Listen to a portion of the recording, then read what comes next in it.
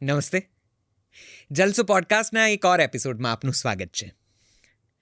આજે જે શખ્સિયત સાથે હું વાત કરવા જઈ રહ્યો છું તે અત્યારની બોલિવૂડ ફિલ્મોના સૌથી મોટા ગજાના રાઇટર છે. આ તેમની એક ઓળખાણ છે, એકમાત્ર ઓળખાણ નથી. તમે સ્ત્રી 2 આ ફિલ્મ જોઈ છે? જો જોઈ હશે તો મને વિશ્વાસ છે કે તમને ગમી પણ હશે, અને તો કદાચ તમે આ નામથી અપરિચિત હવે નહીં હો. નિરેન ભટ્ટ આ ફિલ્મના લેખક છે. આ ફિલ્મ અત્યારે બોલિવૂડમાં કદાચ અત્યાર સુધીની સૌથી વધુ વકરો કરતી અને લોકપ્રિય સાબિત થયેલી ફિલ્મોમાંની એક છે. એ સિવાય તેમણે ઘણી ફિલ્મો લખી છે, બાલા, ભેડિયા, મુંજ્યા. પણ આ તો તેમની બોલિવૂડ વાળી ઓળખાણ થઈ. બહુ મજાની વાત એ છે કે તેઓ ગુજરાતી છે અને આપણા પ્રદેશ સાથે તેમનો અદ્ભુત મૂળભૂત નાતો રહ્યો છે. તમને બેયાર ફિલ્મ યાદ છે? ગુજરાતી ફિલ્મોનો દોર આ ફિલ્મ સાથે જરાક કરવટ લઈ ગયો હતો. આ ફિલ્મ પણ નિરેન ભટ્ટે લખેલી છે. એટલી અદ્ભુત વાતો કરી છે તેમણે આ સંવાદમાં, એટલી બધી સઘન વાતો કરી છે, એટલી બધી ઊંડાણપૂર્વક દરેક વાતોની ચર્ચા કરી છે. અદ્ભુત વાંચે છે. એટલા બધા રેફરન્સીસ એમની વાતોમાં મળે છે, સાહિત્યના, કવિતાના, વિશ્વ સાહિત્યના, વિશ્વ સિનેમાના, જુદી જુદી ભાષાઓના, લોકકથાના. આહા, મજા પડી ગઈ છે મને આ સંવાદ સાધવામાં. મને એમ થાય કે હું કેટલું બધું એમને પૂછું ને કેટલું બધું મૂકી દઉં. સમયની મર્યાદાને ધ્યાનમાં રાખીને આ અદ્ભુત સંવાદ ગીતકાર, લેખક, મૂળ કવિજીવ નિરેન ભટ્ટ સાથે અમે સાધ્યો છે. તમે આ જોશો તો તમને બહુ આનંદ આવી જશે. કેટલાક હિસ્સા આ સંવાદના માસ્ટર ક્લાસ જેવા પણ છે. જો લખવાની કળામાં રુચિ હોય, એમાં કારકિર્દી બનાવવી હોય તો તમારે આ સંવાદ ડેફિનેટલી જોવો જોઈએ. જરાય મિસ આઉટ ના કરશો. હવે પછીના 1.5-2 કલાક અદ્ભુત આનંદના છે. નિરેન ભટ્ટ સાથે જલસો પોડકાસ્ટના આ એપિસોડમાં આપ સૌનું સ્વાગત છે.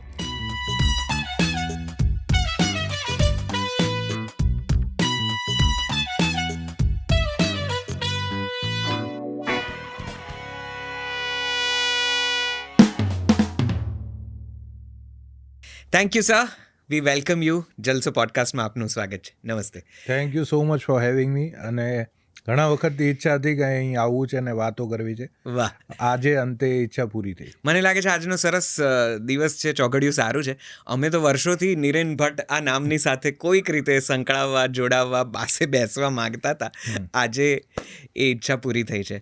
એક તો સૌથી પહેલાં ખૂબ ખૂબ ખૂબ અભિનંદન. સ્ત્રી 2ની તો સફળતા આકાશને આંબી રહી છે અને લોકો જે રીતે આના માટે ગાંડા થઈ રહ્યા છે ને આખી નવી રીતની જે તમે હોરર કોમેડી મલ્ટી વર્સ ઊભું કર્યું છે એની ચારેકોર ચર્ચા છે.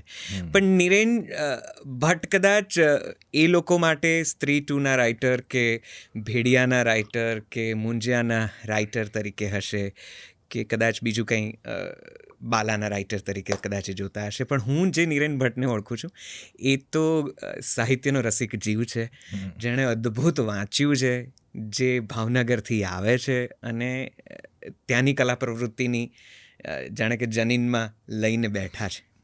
મને એ નિરેન ભટ્ટનો સૌથી પહેલાં પરિચય કરાવો જેને જગત ઓછું ઓળખે છે અને અમારા જેવા ઘણા હશે જેને એ ઓળખાણમાં રસ છે. ના, પણ એ જ નિરેન ભટ્ટ સાચો નિરેન ભટ્ટ છે. એટલે હું તો ઘણા લોકોને કહું છું કે હું તો ગદ્યનો માણસ નથી, હું પદ્યનો જ માણસ છું, હું કવિતાઓનો જ માણસ છું. પણ મારે આ સાથે સાથે હું આ કરું છું કે સ્ક્રીન પ્લે રાઇટિંગ એ સાઈડમાં હું કરું છું. રાઈટ. પટકથાઓ લખવી કે સંવાદ લખવા. મૂળ માણસ હું પદ્યનો છું. અને એટલે હું જે ગદ્ય પણ લખું છું એમાં પદ્યનું બહુ મોટું ઇન્ફ્લુઅન્સ છે, એ તમને ક્યાંક ને ક્યાંક દેખાય. અને બીજું કે એમાં ગદ્યમાં મજૂરી પણ બહુ છે કે તમે આખી ફિલ્મ લખો 150 પાના હોય, 150 પાના, ઘણીવાર સિરીઝ લખો તો 500 પાના, 600 પાના, બરાબર. અને એની સામે એક તમારું 12 લીટીનું ગીત છે જેમાં તમને એનાથી વધારે આનંદ આવે છે. તો પછી તમે કયું કરવાનું પ્રિફર કરો? ઓબ્વિયસલી હું તો ગીતો જ લખવાનું પ્રિફર કરું. પણ ક્યાંક ને ક્યાંક બીજી પણ મર્યાદાઓ છે કે ખાલી ગીતો નથી લખતો અને આ પણ લખું છું. પણ મૂળત્વે તો હું અંદરથી તો પદ્યનો જ માણસ છું ને મને મારું જીવન શરૂ પણ એનાથી થયું છે. હું લખવાના પ્રેમમાં પણ પહેલું ગીત લખીને જ પડ્યો છું અને હું ક્યાંક ને ક્યાંક હજુ પણ ભલે પૈસા ન હોય, ભલે એ વસ્તુ બહાર આવે એની શક્યતાઓ ઓછી હોય, ખાલી એ કરવામાં મજા આવે છે એટલે હજુ પણ ગીતો લખું છું. અને હવે બોલિવૂડની મોટી ફિલ્મ તમારી હિટ થઈ ગઈ અને હિન્દી ફિલ્મ ઇન્ડસ્ટ્રીમાં હવે તમે ગણાવો છો કે આગળ પડતા રાઇટર છો, બધા તમને બોલાવે છે, બધા મોટી મોટી ફિલ્મોને લખલૂટ પૈસા આપવા તૈયાર છે, પણ અંદરથી તો મને હજી આ જ કરવાની મજા આવે. તો આ કવિજીવ કઈ રીતે ફસાઈ ગયો ગદ્યમાં? અને જો શક્યતા હોય તો તમે હજી એ કવિતા કરો, ધારો કે ગીતો લખો, તો એ તરફ પાછા વળવાની હવે કોઈ ઈચ્છા ખરી? આમ ક્યાં એવી શક્યતા ખરી કે તમે કહી દો કે ભાઈ હવે બસ બહુ થઈ ગયું, મેં આમ સ્ત્રીવર્સનું કે સ્ત્રી 2નું જે તમે મલ્ટીવર્સ ઊભું કર્યું છે એ બધું થઈ ગયું, હવે મારે ગીતો લખવા છે, આવી કોઈ શક્યતાઓ થશે? ક્યાંક હું શું કરું છું કે એની અંદર એને સમાવી લઉં છું, પદ્યની અંદર. કારણ કે મેં એવી જ રીતે નાટકો શરૂ કર્યા હતા લખવાના, તો એ નાટકો પણ ક્યાંક ને ક્યાંક મ્યુઝિકલ હતા. એમાં અંદર કવિતાઓ આવે, પાત્ર કવિતાની લેંગ્વેજમાં કોઈક બોલતું હોય, અથવા તો અમુક વસ્તુઓ ખાલી ગીતોથી રિપ્રેઝેન્ટ થતી હોય, તો એવા જ મેં નાટકો લખ્યા. એટલે એની અંદર મેં એ વણી લીધું, એટલે ક્યાંક ને ક્યાંક એ લખવામાં મને પદ્યનો પણ સંતોષ મળી જાય છે. અને ફિલ્મોમાં પણ હું એવું કરું છું કે 1-2 ગીતો મારા હોય.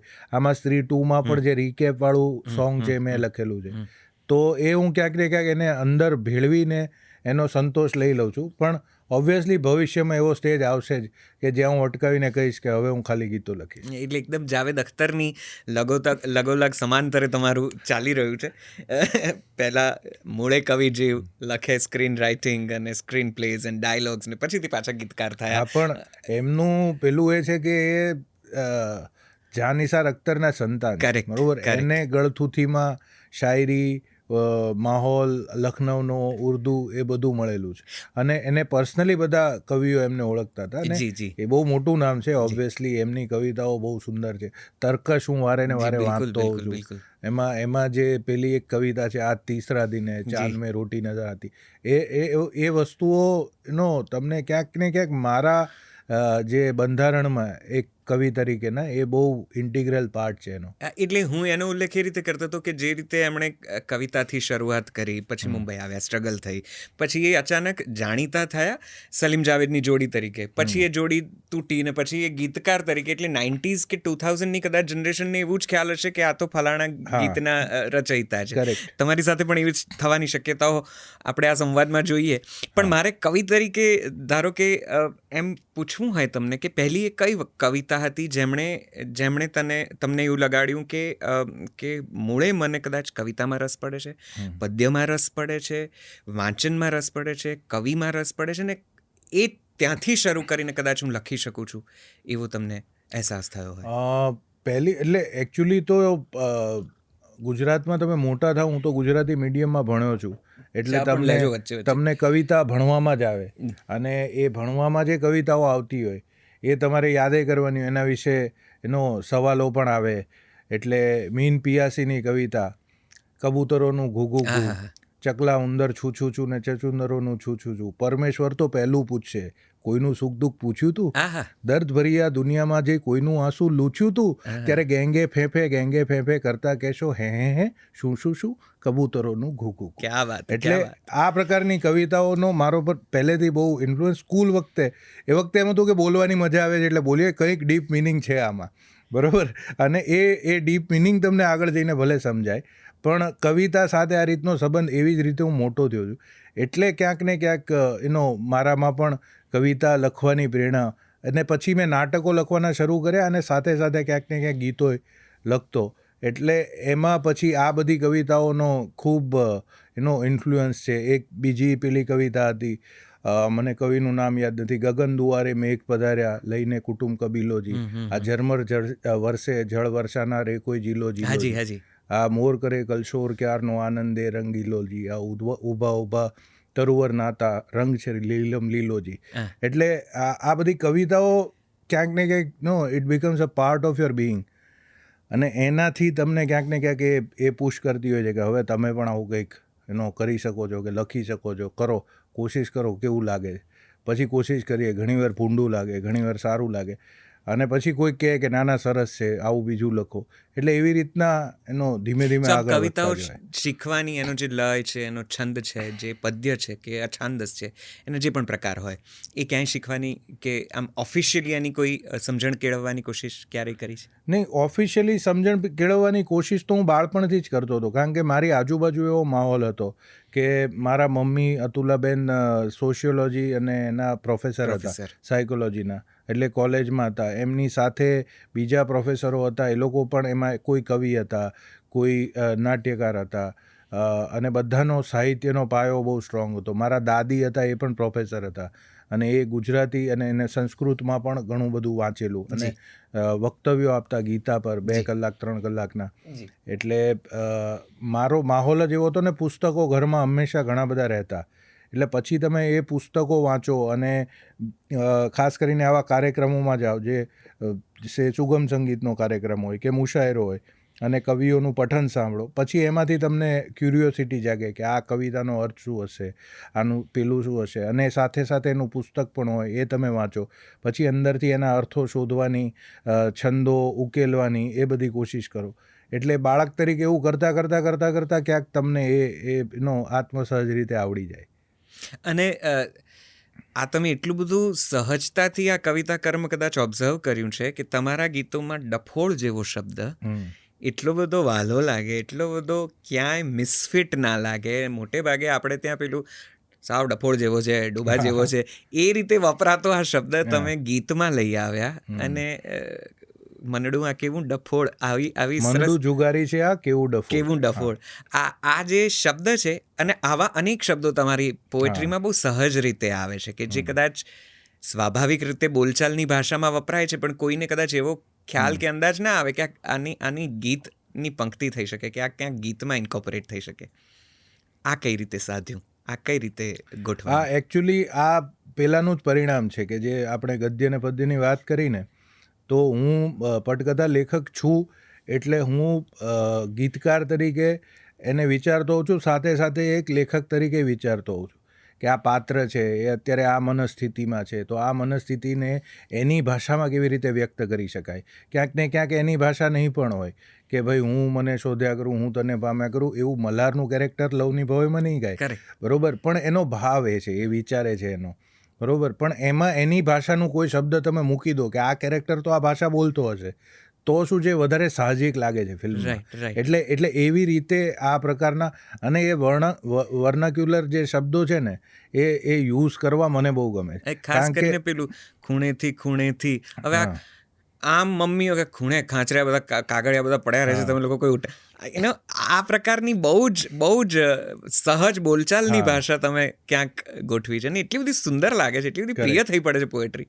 એટલે એ મારી હંમેશા કોશિશ હોય છે કે આવા એનો શબ્દો મૂકું ગીતોમાં કે જે તમને થોડાક ઓડ લાગે, અને તોય એ જગ્યાએ આઉટ ઓફ પ્લેસ ન લાગે. અને ધીમે ધીમે જો એ ગીત પિકઅપ થાય તો એ શબ્દો પણ એનો એ ગીત સાથે સાહજિક લાગવા માંડે. કે આમાં મેં તકલાદી એવો શબ્દનો યુઝ કર્યો છે, એક પેલામાં મવાલીનો યુઝ કર્યો છે. એટલે એવા બધા શબ્દો હું કોશિશ કરું છું કે યુઝ કરું, બરોબર. કારણ કે એ છે ને, ગીતને એક નોર્મલ ગીત ચાલતું, એમાં વચ્ચે અચાનક આવો શબ્દ આવે ને, એટલે થોડુંક એને એનો જે એક બીબા ઢાળ પેલામાં જે ગીત ચાલતું હોય ને, એમાંથી એને બહાર લઈ આવે. બિલકુલ. અને આમ તમારું, જો હું ભૂલ ના કરતો તો એન્જિનિયરિંગનો અભ્યાસ અને સ્ટડીમાં ઘણા સારા તમે, અને એન્જિનિયરિંગે લગભગ અધૂરું નથી છોડ્યું, જો મારી ભૂલ ના થતી હોય તો તમે પૂરું કમ્પ્લીટ કર્યું છે. હું બધે કહું છું કે હું કદાચ મારા પર એવો આરોપ છે કે હું ઇન્ડસ્ટ્રીનો સૌથી ભણેલો રાઇટર છું, કારણ કે મેં એન્જિનિયરિંગમાં ડિપ્લોમા કર્યું છે, ડિગ્રી કર્યું છે, અને માસ્ટર્સ ડિગ્રી કરી છે, અને પછી મેં MBA કર્યું છે. એટલે એન્જિનિયરિંગ અને બિઝનેસ મેનેજમેન્ટમાં મારું પોસ્ટ ગ્રેજ્યુએશન. અને આટલી બધી ડિગ્રીઓ કર્યા પછી, કોર્પોરેટ જોબ કર્યા પછી, બધું છોડીને હું લેખક થયો. તો બધી શેડભેડ ક્યાંથી થઈ ગઈ? નહીં, પણ કારણ કે આ મારું જેને કહેવાય ને કે અંદર તો આ જ હતું અને કરવું હતું આ, પણ ક્યારે એને એવો સ્ટ્રક્ચર્ડ રસ્તો ન મળ્યો કે એમાંથી હું જીવન નિર્વાહ કરી શકું. સો કલમ પકડી ત્યારે એવું હતું કે હું ક્યાંક સ્ક્રીન રાઇટર બનીશ કે સ્ટોરી રાઇટર બનીશ, કે ત્યાં સુધી કવિતા જ હતી કે ગીત જ હતું જે તમારે કરવું હતું? એટલે એ વખતે શું હતું કે એ વખતે કોઈ મને એવું સામે પેલું નહોતું દેખાતું કે ભાઈ આ માણસ ખાલી એનો કવિ છે અને એનું ઘર ચલાવે છે.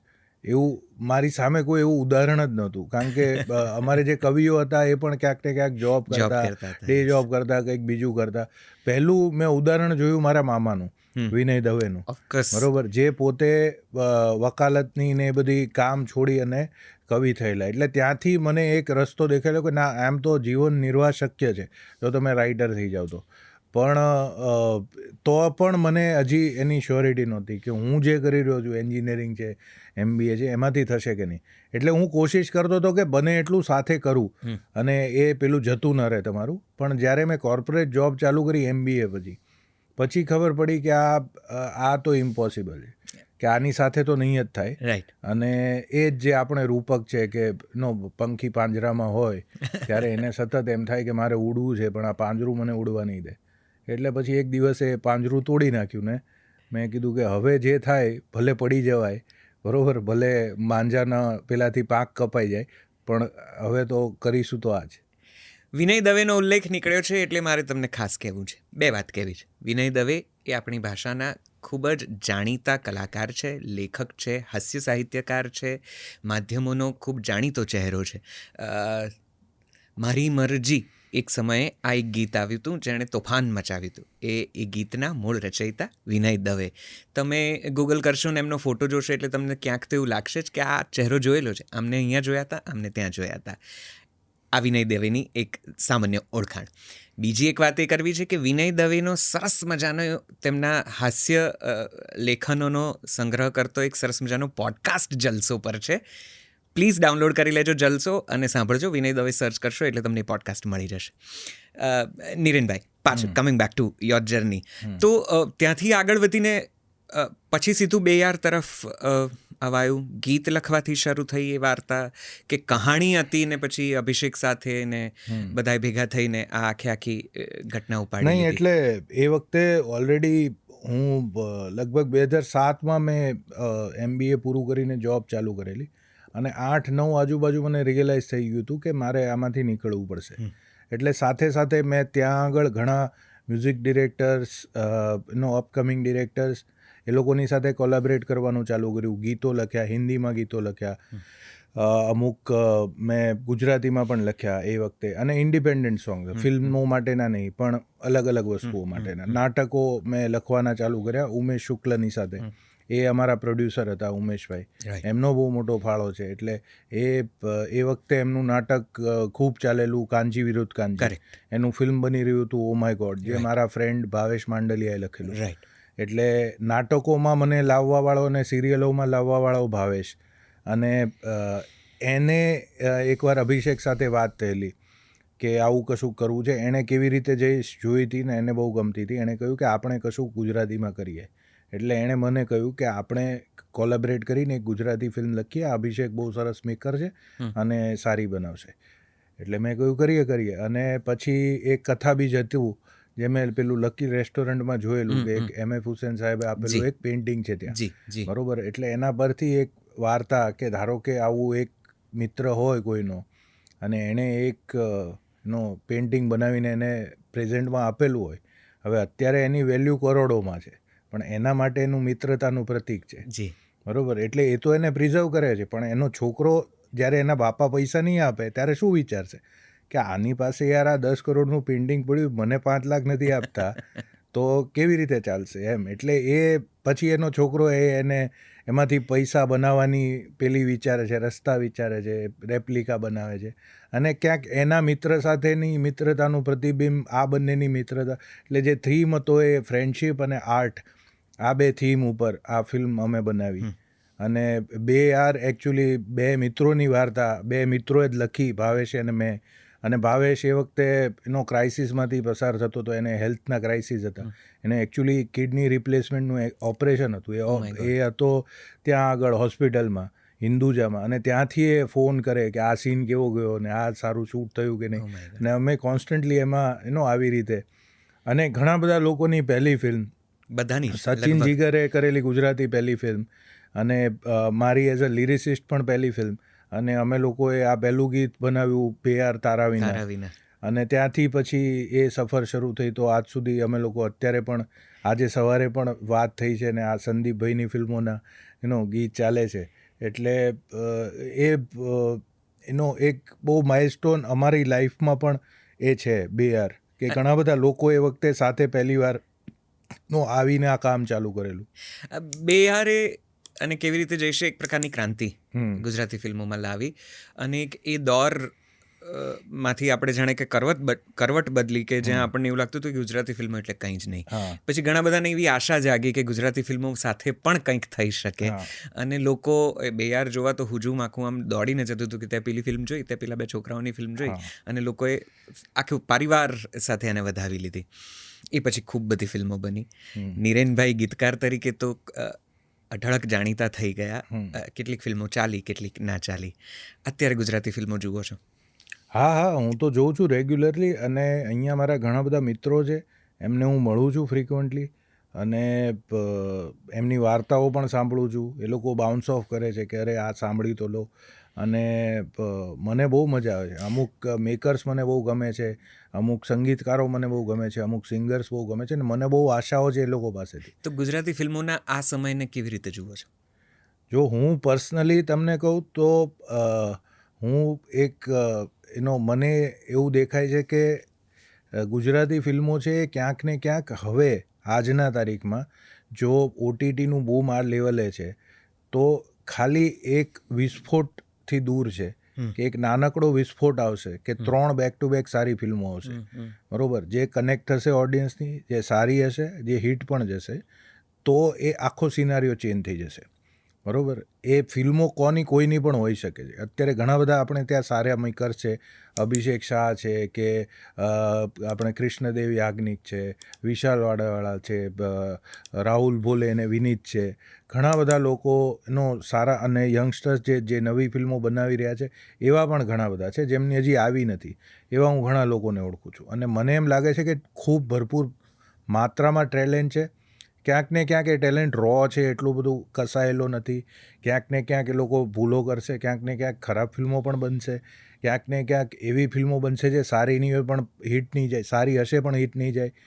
પણ જ્યારે આ બધી વસ્તુઓ ભેગી થઈ જશે, બરાબર, તો, અને સાઉથમાં પણ તમે જુઓ છો કે જે ફિલ્મો ખરેખર ખૂબ સારી હોય છે ને હિટ જાય છે ને, એ ક્યાંક ને ક્યાંક રો ફિલ્મો હોય છે. એટલે હંમેશા જે ફિલ્મો જેટલી લોકલ હોય ને, વાર્તાઓ જેટલી લોકલ હોય, બરોબર, તો એ વધારે રો હોય, બરોબર, એ એટલી તમને માંજેલી કે પોલિશ્ડ ન લાગે, પણ ક્યાંક ને ક્યાંક એની રોનેસ તમને દેખાય. એક તમે મહારાજ જુઓ તો તમને એની વિજય સેતુપતિવાળી જે છે એની રોનેસ દેખાય. આવેશમ છે, પ્રેમમ છે, મલયાલમ સિનેમામાં તમને બ્રહ્મયુગમ ટાઈપની ફિલ્મો છે, તો એમાં તમને એની રોનેસ દેખાય. કે મારી સેલ્વરાજની ફિલ્મો હોય, કે કાર્તિક સુબ્બરાજની હોય, કે આની પા રંજીતની હોય, એમાં પણ તમને દેખાય કે રોનેસ છે, પણ એ લોકોની જે સચ્ચાઈ છે, એનું ટ્રુથ છે, એની વાર્તાઓ છે, એ લોકો લઈને આવે છે. આ રોનેસ થી તમારો શું મતલબ છે? એટલે આ રોનેસ છે એટલે ધારો કે એક બોલિવૂડ ફિલ્મ હોય, એટલે હિન્દી ફિલ્મ હોય, અથવા તો હોલિવૂડની ફિલ્મ હોય, તો એમાં શું છે કે દરેક પાસાઓ છે ને મંજાયેલા હોય, બરોબર, દરેક ડિપાર્ટમેન્ટ હોય ને એ પ્રોફેશનલ હોય. કરેક્ટ. બરોબર, કે સિનેમેટોગ્રાફી પ્રોફેશનલ છે, આર્ટ ડિરેક્શન પ્રોફેશનલ છે, પ્રોડક્શન ડિઝાઇનર પ્રોફેશનલ છે, એક સાઉન્ડ ડિઝાઇનર છે, 25 વર્ષોથી કામ કરે છે, મોટા સ્ટુડિયોમાં એ વસ્તુઓ પેલા કરવામાં આવે છે, એનું DI જે કરવામાં આવે છે, તો એના અંતે જે પ્રોડક્ટ નીકળે છે, કારણ કે બધા ટેકનિકલ એસ્પેક્ટ્સ છે એ પ્રોપર થરો પ્રોફેશનલ્સે કરેલા છે, તો એ ફિનિશ્ડ પ્રોડક્ટ હોય છે. અને સ્ક્રીન પ્લેમાં પણ તમને ફિનિશ પ્રોડક્ટ જોવા મળે, કે જેમાં ટાઈટ હોય ફિલ્મ, ગુડ લુકિંગ ફિલ્મ હોય. આપણે ત્યાં જે લોકલ મેકર્સ હોય રિજનલ સિનેમાના, એની પાસે આ બધી વસ્તુઓ નથી હોતી. એની પાસે ટાંચા સાધનો હોય છે, એનું બજેટ એટલું હાઈ નથી હોતું, એટલે એને અમુક વસ્તુમાં કોમ્પ્રોમાઇઝીસ કરવા પડે છે, અને એનું ક્રાફ્ટ પણ એટલું સોલિડ નથી હોતું જેટલું એક પ્રોફેશનલ હિન્દી રાઇટર કે ડિરેક્ટરનું હોય. પણ એમાં ચમત્કૃતિ હોય છે. એટલે એ રો છે, બરોબર. એ આખું એને એકો એક ધાર એને સરખી પોલિશ કરેલી ને એવી નથી, પણ એ રો છે, પણ એ જે છે એ કનેક્ટ કરે છે લોકો સાથે. તો ગુજરાતી ફિલ્મો નો અત્યારનો જે સમય છે એમાં આપણે નથી સરખા રો, આપણે નથી સરખા પ્રોફેશનલ, આપણે નથી સંપૂર્ણ ગુજરાતી, નથી સંપૂર્ણ અંગ્રેજી કે વિલાયતી થઈ શક્યા, નથી અમદાવાદ કનેક્ટ થતું અને નથી મુંબઈ કનેક્ટ થતું, કે કચ્છ ભુજમાંય જવાનું આપણે ચૂકી જઈએ છીએ.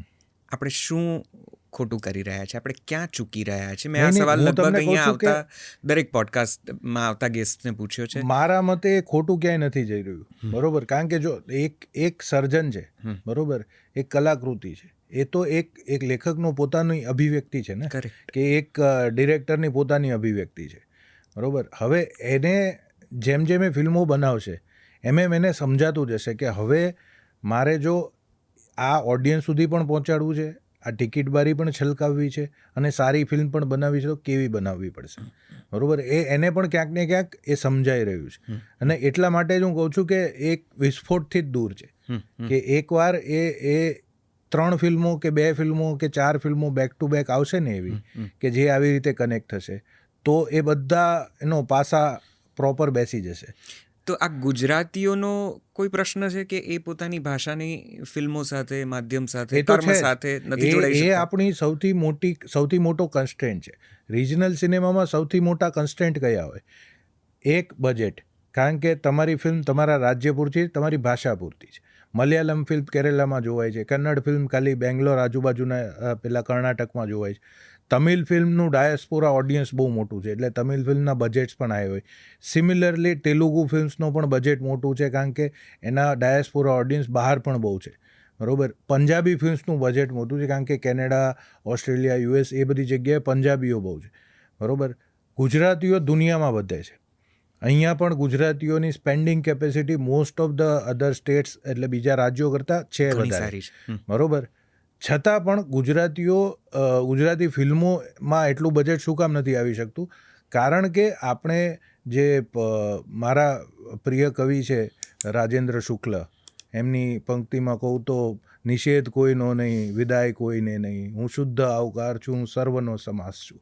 ગુજરાતીઓ એ સર્વનો સમાસ છે, બરોબર. એ બધાને આવકારે છે ખુલ્લા હાથે. એ લોકોને હિન્દી ફિલ્મો પણ જોવે છે, એ તમિલ તેલુગુ જોવે છે, ડબ થયેલી જોવે છે, એ હોલિવૂડની ફિલ્મો પણ જોવે છે.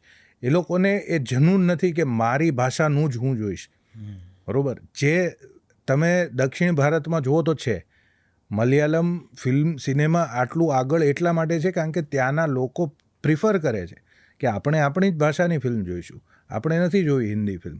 ભલે એ લોકોને આવડતી હશે હિન્દી, તો પણ એ લોકો નથી જોતા, બરોબર. એવું જ તમિલમાં છે કે આપણી ફિલ્મ ગમે તેટલી હિટ હોય, 3 ઇડિયટ્સ ગમે તેટલી હિટ જાય, એ થલપતિ વિજયને લઈને ત્યાં નનબન બનશે ત્યારે જ જોશે એ લોકો, બરોબર. કે પછી વસૂલ રાજા પેલું મુન્નાભાઈ MBBA બનશે ત્યારે એ લોકો એ જોશે, એ સિવાય નહીં જોવે. એટલા માટે, અને હિન્દી ઓડિયન્સનું એવું અત્યાર સુધી માનવામાં આવતું હતું, પણ હવે એ લોકો પણ આપણા જેવા જ પેલા થઈ ગયા, લિનિયન્ટ થઈ ગયા, એ લોકો પણ બીજી ભાષાની ફિલ્મો જોવે છે. ગુજરાતીમાં સૌથી મોટો પેલો જે હિન્ડ્રન્સ છે, જે મોટો કન્સ્ટ્રેન્ટ છે, એ છે કારણ કે ગુજરાતી ભાષાના જે દર્શકો છે એ દરેક ભાષાની ફિલ્મો જોઈએ. એ લોકોને પ્રેફરન્સ નથી, પેલું નથી કે ના અમે આ જ જોશું ગુજરાતી, એવું જીદ નથી. એટલા માટે તમારે ફિલ્મ એવી સારી બનાવવી પડશે કે જો મલ્ટીપ્લેક્સમાં આવી હોય, બીજી 3 ભાષાની ફિલ્મ હોય, ભલે એનું બજેટ ગમે તેટલું હોય, કારણ કે બજેટ મોટું હોઈ શકે છે, બરોબર, મોટું સ્પેક્ટેકલ હોઈ શકે છે, પણ જે સ્ટોરી ટેલિંગ માતૃભાષામાં છે ને એની અસર વધારે હશે, બરોબર. એટલે તમે ત્યાં જીતી શકો છો જો સ્ટોરી ટેલિંગ તમારું કરેક્ટ હશે. સ્ટોરી ટેલિંગમાં બજેટ નથી નડતું, બરોબર. આજે તમે નાની ફિલ્મો પણ ત્યાંની જુઓ તો એ પણ બહુ સક્સેસફુલ છે. એક પ્રેમાલુ કરીને ફિલ્મ આવી છે જે 10-12 કરોડમાં બનાવી છે ને 150 કરોડનો બિઝનેસ કર્યો છે એમણે. તો આપણે ત્યાં પણ પોસિબિલિટી છે. સાયરાટનું કંઈ બજેટ બહુ વધારે નથી, બરોબર. એ વાર્તા એવી છે કે દરેક માણસને સ્પર્શે છે. એટલે આપણે ત્યાં પણ પોસિબિલિટી છે કે આ પ્રકારની ફિલ્મો બનશે ને વર્ક થશે, બરોબર. પણ આપણે એ ફિલ્મ એવી બનાવવી પડશે કે હિન્દી ફિલ્મો પણ ચાલતી હોય તોય લોકો પ્રિફર કરીને આપણી ફિલ્મ જોવા જાય, જે ઘણી બધી ફિલ્મોમાં બન્યું છે. BR સાથે પણ બન્યું છે, છેલ્લો દિવસમાં બન્યું છે, લવની ભવાઈમાં બન્યું છે, હેલ્લારોમાં બન્યું છે. એટલે એ એવું નથી કે નથી થઈ શકતું. ટાઈમ એન્ડ અગેન ફિલ્મો આપણી કરે જ છે સારું, પણ એ જ છે કે એક જો વિસ્ફોટ એવો આવશે અને 4-5 ફિલ્મ એવી આવી અને આખું એક માઇન્ડસેટ ઓડિયન્સનું બદલાઈ ગયું કે ના આપણી ફિલ્મો વધારે સારી છે, આ લોકો કરે છે એ બેકાર છે, અને એ લોકો જોવા જશે વધારે ને વધારે, અને મેકર્સને પણ મોટિવેશન મળશે કે ના આવી સારી ફિલ્મો બનાવો તો આપણી પર ચાલશે. મેકર્સ માટે તો અત્યારે ઘણી ચેલેન્જ છે કે આ પ્રકારનું સ્ટોરી ટેલિંગ કેવી રીતે કરવું, અને આપણી પાસે કોઈ ફોર્મ્યુલા પણ હજી સુધી આપણે ક્રેક નથી કરી શક્યા કદાચ, અને ફોર્મ્યુલા જેવું હોય પણ નહીં. ફોર્મ્યુલા હોતી જ નથી ને. આમાં તમે જેટલી તમારી ઇન્ટિગ્રલ સ્ટોરી કહેશો ને એટલી એની સક્સેસ વધારે છે. બરોબર, આજે તમે દ્રશ્યમ છે, બરોબર, પાર્ટ 1, એ ક્યાંક ને ક્યાંક સસ્પેક્ટ એક્સ નામની એક જાપાનીઝ નોવેલ છે એના પરથી પ્રેરિત છે. અને એણે જે ત્યાંનું એ કેરેલામાં જે જગ્યાએ બેસ છે ત્યાંનું જે સત્ય છે એ પ્રમાણે બનાવી છે.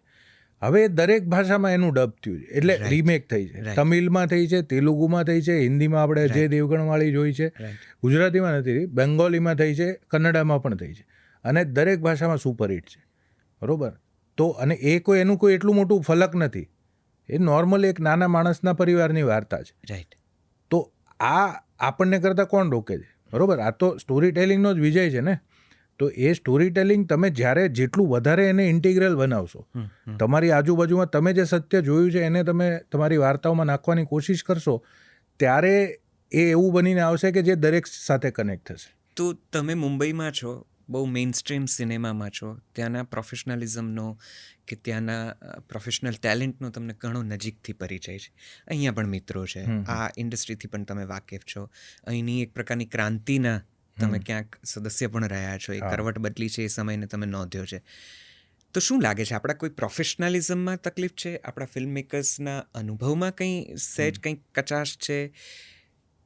કઈ રીતે આપણે આ જે ઇક્વલ ટુ નથી કરી શકતા એનું કારણ શું? નહીં, મારા મતે તકલીફ ક્યાંય નથી. આ છે ને એક જેસ્ટેશન પીરિયડ જે શબ્દ છે ને, કે એક એક ભણવાની એક પેલી છે કે આપણને ડિગ્રી ત્યાં સુધી નહીં મળે જ્યાં સુધી આપણે 4 વર્ષ ભણીશું નહીં. રાઈટ. બરોબર, એટલે આ ભણવાનો કાળ આપણો ચાલી રહ્યો છે. રાઈટ. હજી આપણે બ્રેકઆઉટ નથી થયા, કે એક જે બિઝનેસની ભાષામાં કહીએ કે આપણે આટલું રોકાણ કર્યું, બરોબર, પછી એક લેવલે એનું બ્રેક ઇવન થાય, રાઈટ, કે પૈસા તમારા મળી ગયા, પછી જે થાય એ નફો છે. રાઈટ, બરોબર, તો આપણો બ્રેક ઇવન પોઈન્ટ નજીકમાં છે. બરાબર છે. પછી આપણે બ્રેકઆઉટ કરીશું ને પછી નફો થશે આપણને. પણ આ એક દરેક ઇન્ડસ્ટ્રીનું, મેં તમને જે કીધું ને કે મેં મરાઠી ઇન્ડસ્ટ્રીમાં જોયું છે આ ચક્ર કેવી રીતે આ સાયકલ ચાલે છે. બરોબર, કે શ્વાસથી ત્યાં એક નવી ટાઈપની મૂવમેન્ટ ચાલુ થઈ, બહુ જૂનો પીરિયડ નથી, 2014 જ છે. હા, એની પણ પહેલા 7-8 થી એ ચાલુ થઈ, અને પછી ત્યાં ધીરે ધીરે વધારે સારી ફિલ્મો બનવાની ચાલુ થઈ. વળવું, ટીંગ્યા, નેશનલ એવોર્ડ મળ્યા, નટ સમ્રાટ જેવી ફિલ્મ બની, પછી ધીમે ધીમે આગળ જતા સાયરાટ બની, ફેન્ડ્રી બની, કે જે થોટ પ્રોવોકિંગ પર હોય, એકદમ પેલું શોકિંગ પણ હોય અને કોમર્શિયલી પણ સક્સેસફુલ હોય, અને પછી એ ઇન્ડસ્ટ્રી કેવી રીતે ગ્રો થઈ. એટલે એ સાયકલ જે છે ને, એ સાયકલમાં જો હું કમ્પેર કરું ને, તો આપણે હવે એની આજુબાજુમાં છીએ, કે એ આપણે ત્યાં પણ બ્રેક ઇવન આવવાનું એક પેલું છે, બહુ નજીકમાં છે. મને 2-4 જે અનુભવીઓ છે એમની સાથે મારો સંવાદ થયો ત્યારે એમણે બીજા પણ કેટલાક મુદ્દાઓ નોંધ્યા હતા, જેમ કે આપણે ત્યાં મીડિયાનો સપોર્ટ, રિજનલ મીડિયાનો, લોકલ મીડિયાનો જે સપોર્ટ છે એ કદાચ જોઈએ એવું નથી. મુંબઈનું બહુ નજીક હોવું અથવા મુંબઈ તરફ થોડું વધારે ઇન્ક્લાઇન્ડ હોવું એ પણ ક્યાંક અડે છે, નડે છે. ડિસ્ટ્રીબ્યુશનમાં આપણે ક્યાંક જોઈએ એવા સ્ક્રીન્સ આપણને મળતા નથી, અને છેવાડાના સિંગલ સ્ક્રીન સુધી આપણે પહોંચતા નથી, ક્યાંક આપણે પ્રચાર પ્રસારમાં ચૂકી જઈએ છીએ. સો આ જે મિકેનિઝમ જે છે, સ્ટ્રક્ચર જે છે, એમાં તમને ક્યાંય કોઈ તમારા અનુભવ લાગે છે? આ બધા ઇશ્યુઝ છે, એ તો અમે ટાઈમ એન્ડ અગેન ફેસ કર્યા છે. કારણ કે સૌથી મોટો ઇશ્યુ એ છે કે how to reach out to people.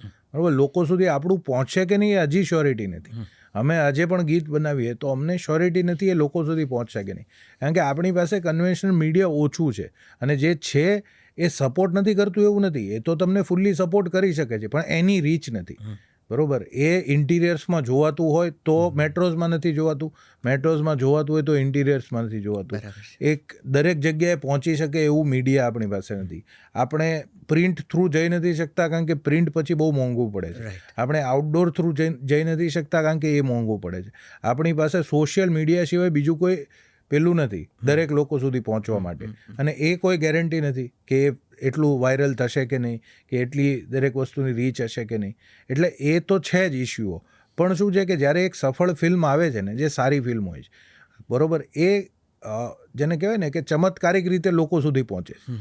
કારણ કે વર્ડ ઓફ માઉથ છે ને, હજી સુધી વર્લ્ડ ઓવર આટલા બધા માર્કેટિંગના સાધનો છે, આટલું બધું પેલું છે, સોશિયલ મીડિયા છે, કન્વેન્શનલ મીડિયા છે, પ્રિન્ટ છે, આ છે, તે છે, આપણા આવા એપ્સ છે, જેના પ્લેટફોર્મ્સ છે, જે લોકો સુધી પહોંચાડી શકે. પણ એ બધા કરતાં સૌથી પાવરફુલ વર્ડ ઓફ માઉથ જ છે. એ સ્ત્રી 2માં પણ મને રિયલાઇઝ થઈ રહ્યું છે કે વર્ડ ઓફ માઉથ જ્યારે ફેલાવાનું ચાલુ કરે છે ને, ત્યારે પછી એ પિક્ચરને કોઈ રોકી નથી શકતું. રિસન્ટ એક્ઝામ્પલ કદાચ જમકુડીનું છે આપણી પાસે. એટલે એ જ છે કે એ પછી તમને એ બધા જે લિમિટેશન્સ હશે ને તૂટી જશે. જાય છે. અને એ એકમાં જ્યારે તૂટશે ને, પછી એ વસ્તુઓ બનવાની ચાલુ થશે. પછી એવા મીડિયમ્સ આવવાના ચાલુ થશે જે લોકો સુધી પહોંચશે. Right. કારણ કે એ લોકોને પણ દેખાશે કે જો આ મીડિયમ વગર આની આટલી પ્રસિદ્ધિ થતી હોય, કે આટલા બધા લોકો સુધી પહોંચવાની તાકાત ધરાવે છે આ ફિલ્મ, તો જો આપણા થ્રુ પહોંચે તો આપણને પૈસા મળશે. એબ્સોલ્યુટલી. તો એટલે એ મીડિયમો પણ ડેવલપ થશે, ડિસ્ટ્રીબ્યુશન ચેનલ્સ પણ ડેવલપ થશે, પણ જે મૂળમાં છે એ તો પછી અંતે વાર્તા જ છે, એ કન્ટેન્ટ છે તમારું. કન્ટેન્ટ પાવરફુલ હશે તો આ બધી વસ્તુઓ સોર્ટ આઉટ થઈ જશે. Right. મુંબઈનું નજીક હોવું પણ એક કારણ છે જી. કે મારા અમુક મિત્રો છે જે અમે લોકોએ સાથે ફિલ્મો બનાવી, હવે અત્યારે એ લોકો મુંબઈ જઈને હિન્દી વસ્તુઓ બનાવી રહ્યા છે. બરોબર, હવે એ લોકો જો અહીંયા રહ્યા તો કદાચ વધારે સારી ફિલ્મો બની હોત. પણ મારું એવું માનવું છે કે આ પણ સાયકલ છે. એટલે જો આ ઇન્ડસ્ટ્રી એની સાથે પણ એનો એડજસ્ટ થઈ જશે કે ચલો 2 માણસ બહાર ગયા તો 2 નવા તૈયાર થયા, બરોબર, કે જેને પહેલાં ગુજરાતી ફિલ્મ બનાવી છે, તો એ પણ સાયકલ છે અને એ ચાલ્યા કરશે. પણ એ જ છે કે એકવાર એ લાડવો બધાને દેખાવો જોઈએ, અને એ લાડવો દેખાવા માટે હું જે વિસ્ફોટની વાત કરું છું એ જરૂરી છે. તો મુંબઈ બહુ તમારી હવે તો કર્મભૂમિ જ મુંબઈ છે, અને ઘણા બધા મિત્રો છે ત્યાં આગળ, બધા સક્સેસફુલ બિગ શોટ્સ નામોની આસપાસ છો તમે. એ લોકોનું ગુજરાતી ફિલ્મો પ્રત્યેનો અભિગમ, અત્યારે એમનું મંતવ્ય, આપણી ઇન્ડસ્ટ્રીની તરફ તેમની નજર કેવી છે, કઈ રીતે જુએ છે, શું વાતો થાય ત્યાં આગળ? એકચ્યુઅલી અત્યારે એનો વર્ષ પછી હું બધાને મેણા મારું છું કે તમે કોઈ પણ વસ્તુને લાઇટલી ન લેશો, બરોબર. આ એક વાર્તા છે જેને લઈને તમે 200-250 કરોડની પિક્ચર બનાવી નાખી. વાર્તાનો જ પાવર છે ને, કરેક્ટ. બરોબર. તો એ તમે લઈને બનાવી નાખી. આવી વસ્તુઓ દરેક ઇન્ડસ્ટ્રીમાં છે, ગુજરાતીમાં વિપુલ પ્રમાણમાં છે, જી. બરોબર, જે તમને નથી ખબર. એટલે તમારે ખોટી હવામાં રહેવાની જરૂર નથી કે આ ઇન્ડસ્ટ્રી નાની છે ને આ મોટી છે ને. તમારે એ જાગૃતિ લાવવાની જરૂર છે કે યાર વાર્તાઓ તો બધે જ છે, બરોબર. તમે જો નબળી વાર્તાઓ કહેશો તો તમે સર્વાઈવ નહીં થાવ, એ લોકો થઈ જશે, બરોબર. એટલે એટલા માટે જ આ લોકો રીમેક ને એ બધા પાછળ ભાગતા હોય છે, કારણ કે એને ખબર છે કે રિજનલ ઇન્ડસ્ટ્રીઝમાં વધારે સારી વાર્તા હોય છે. પણ એ લોકો જે રીતના જોવે છે એ તો હંમેશા એક જેને કહેવાય ને કે એક પ્રૌઢ વ્યક્તિ બાળક તરફ કેવી રીતે જોવે, એવી રીતે જોવે. પણ હવે એ લોકો એક તકવાદી માણસ તરીકે જોવે છે કે આવું બીજું કંઈ છે કે હું ઉઠાવી લઉં, કે હું રીમેક કરી લઉં.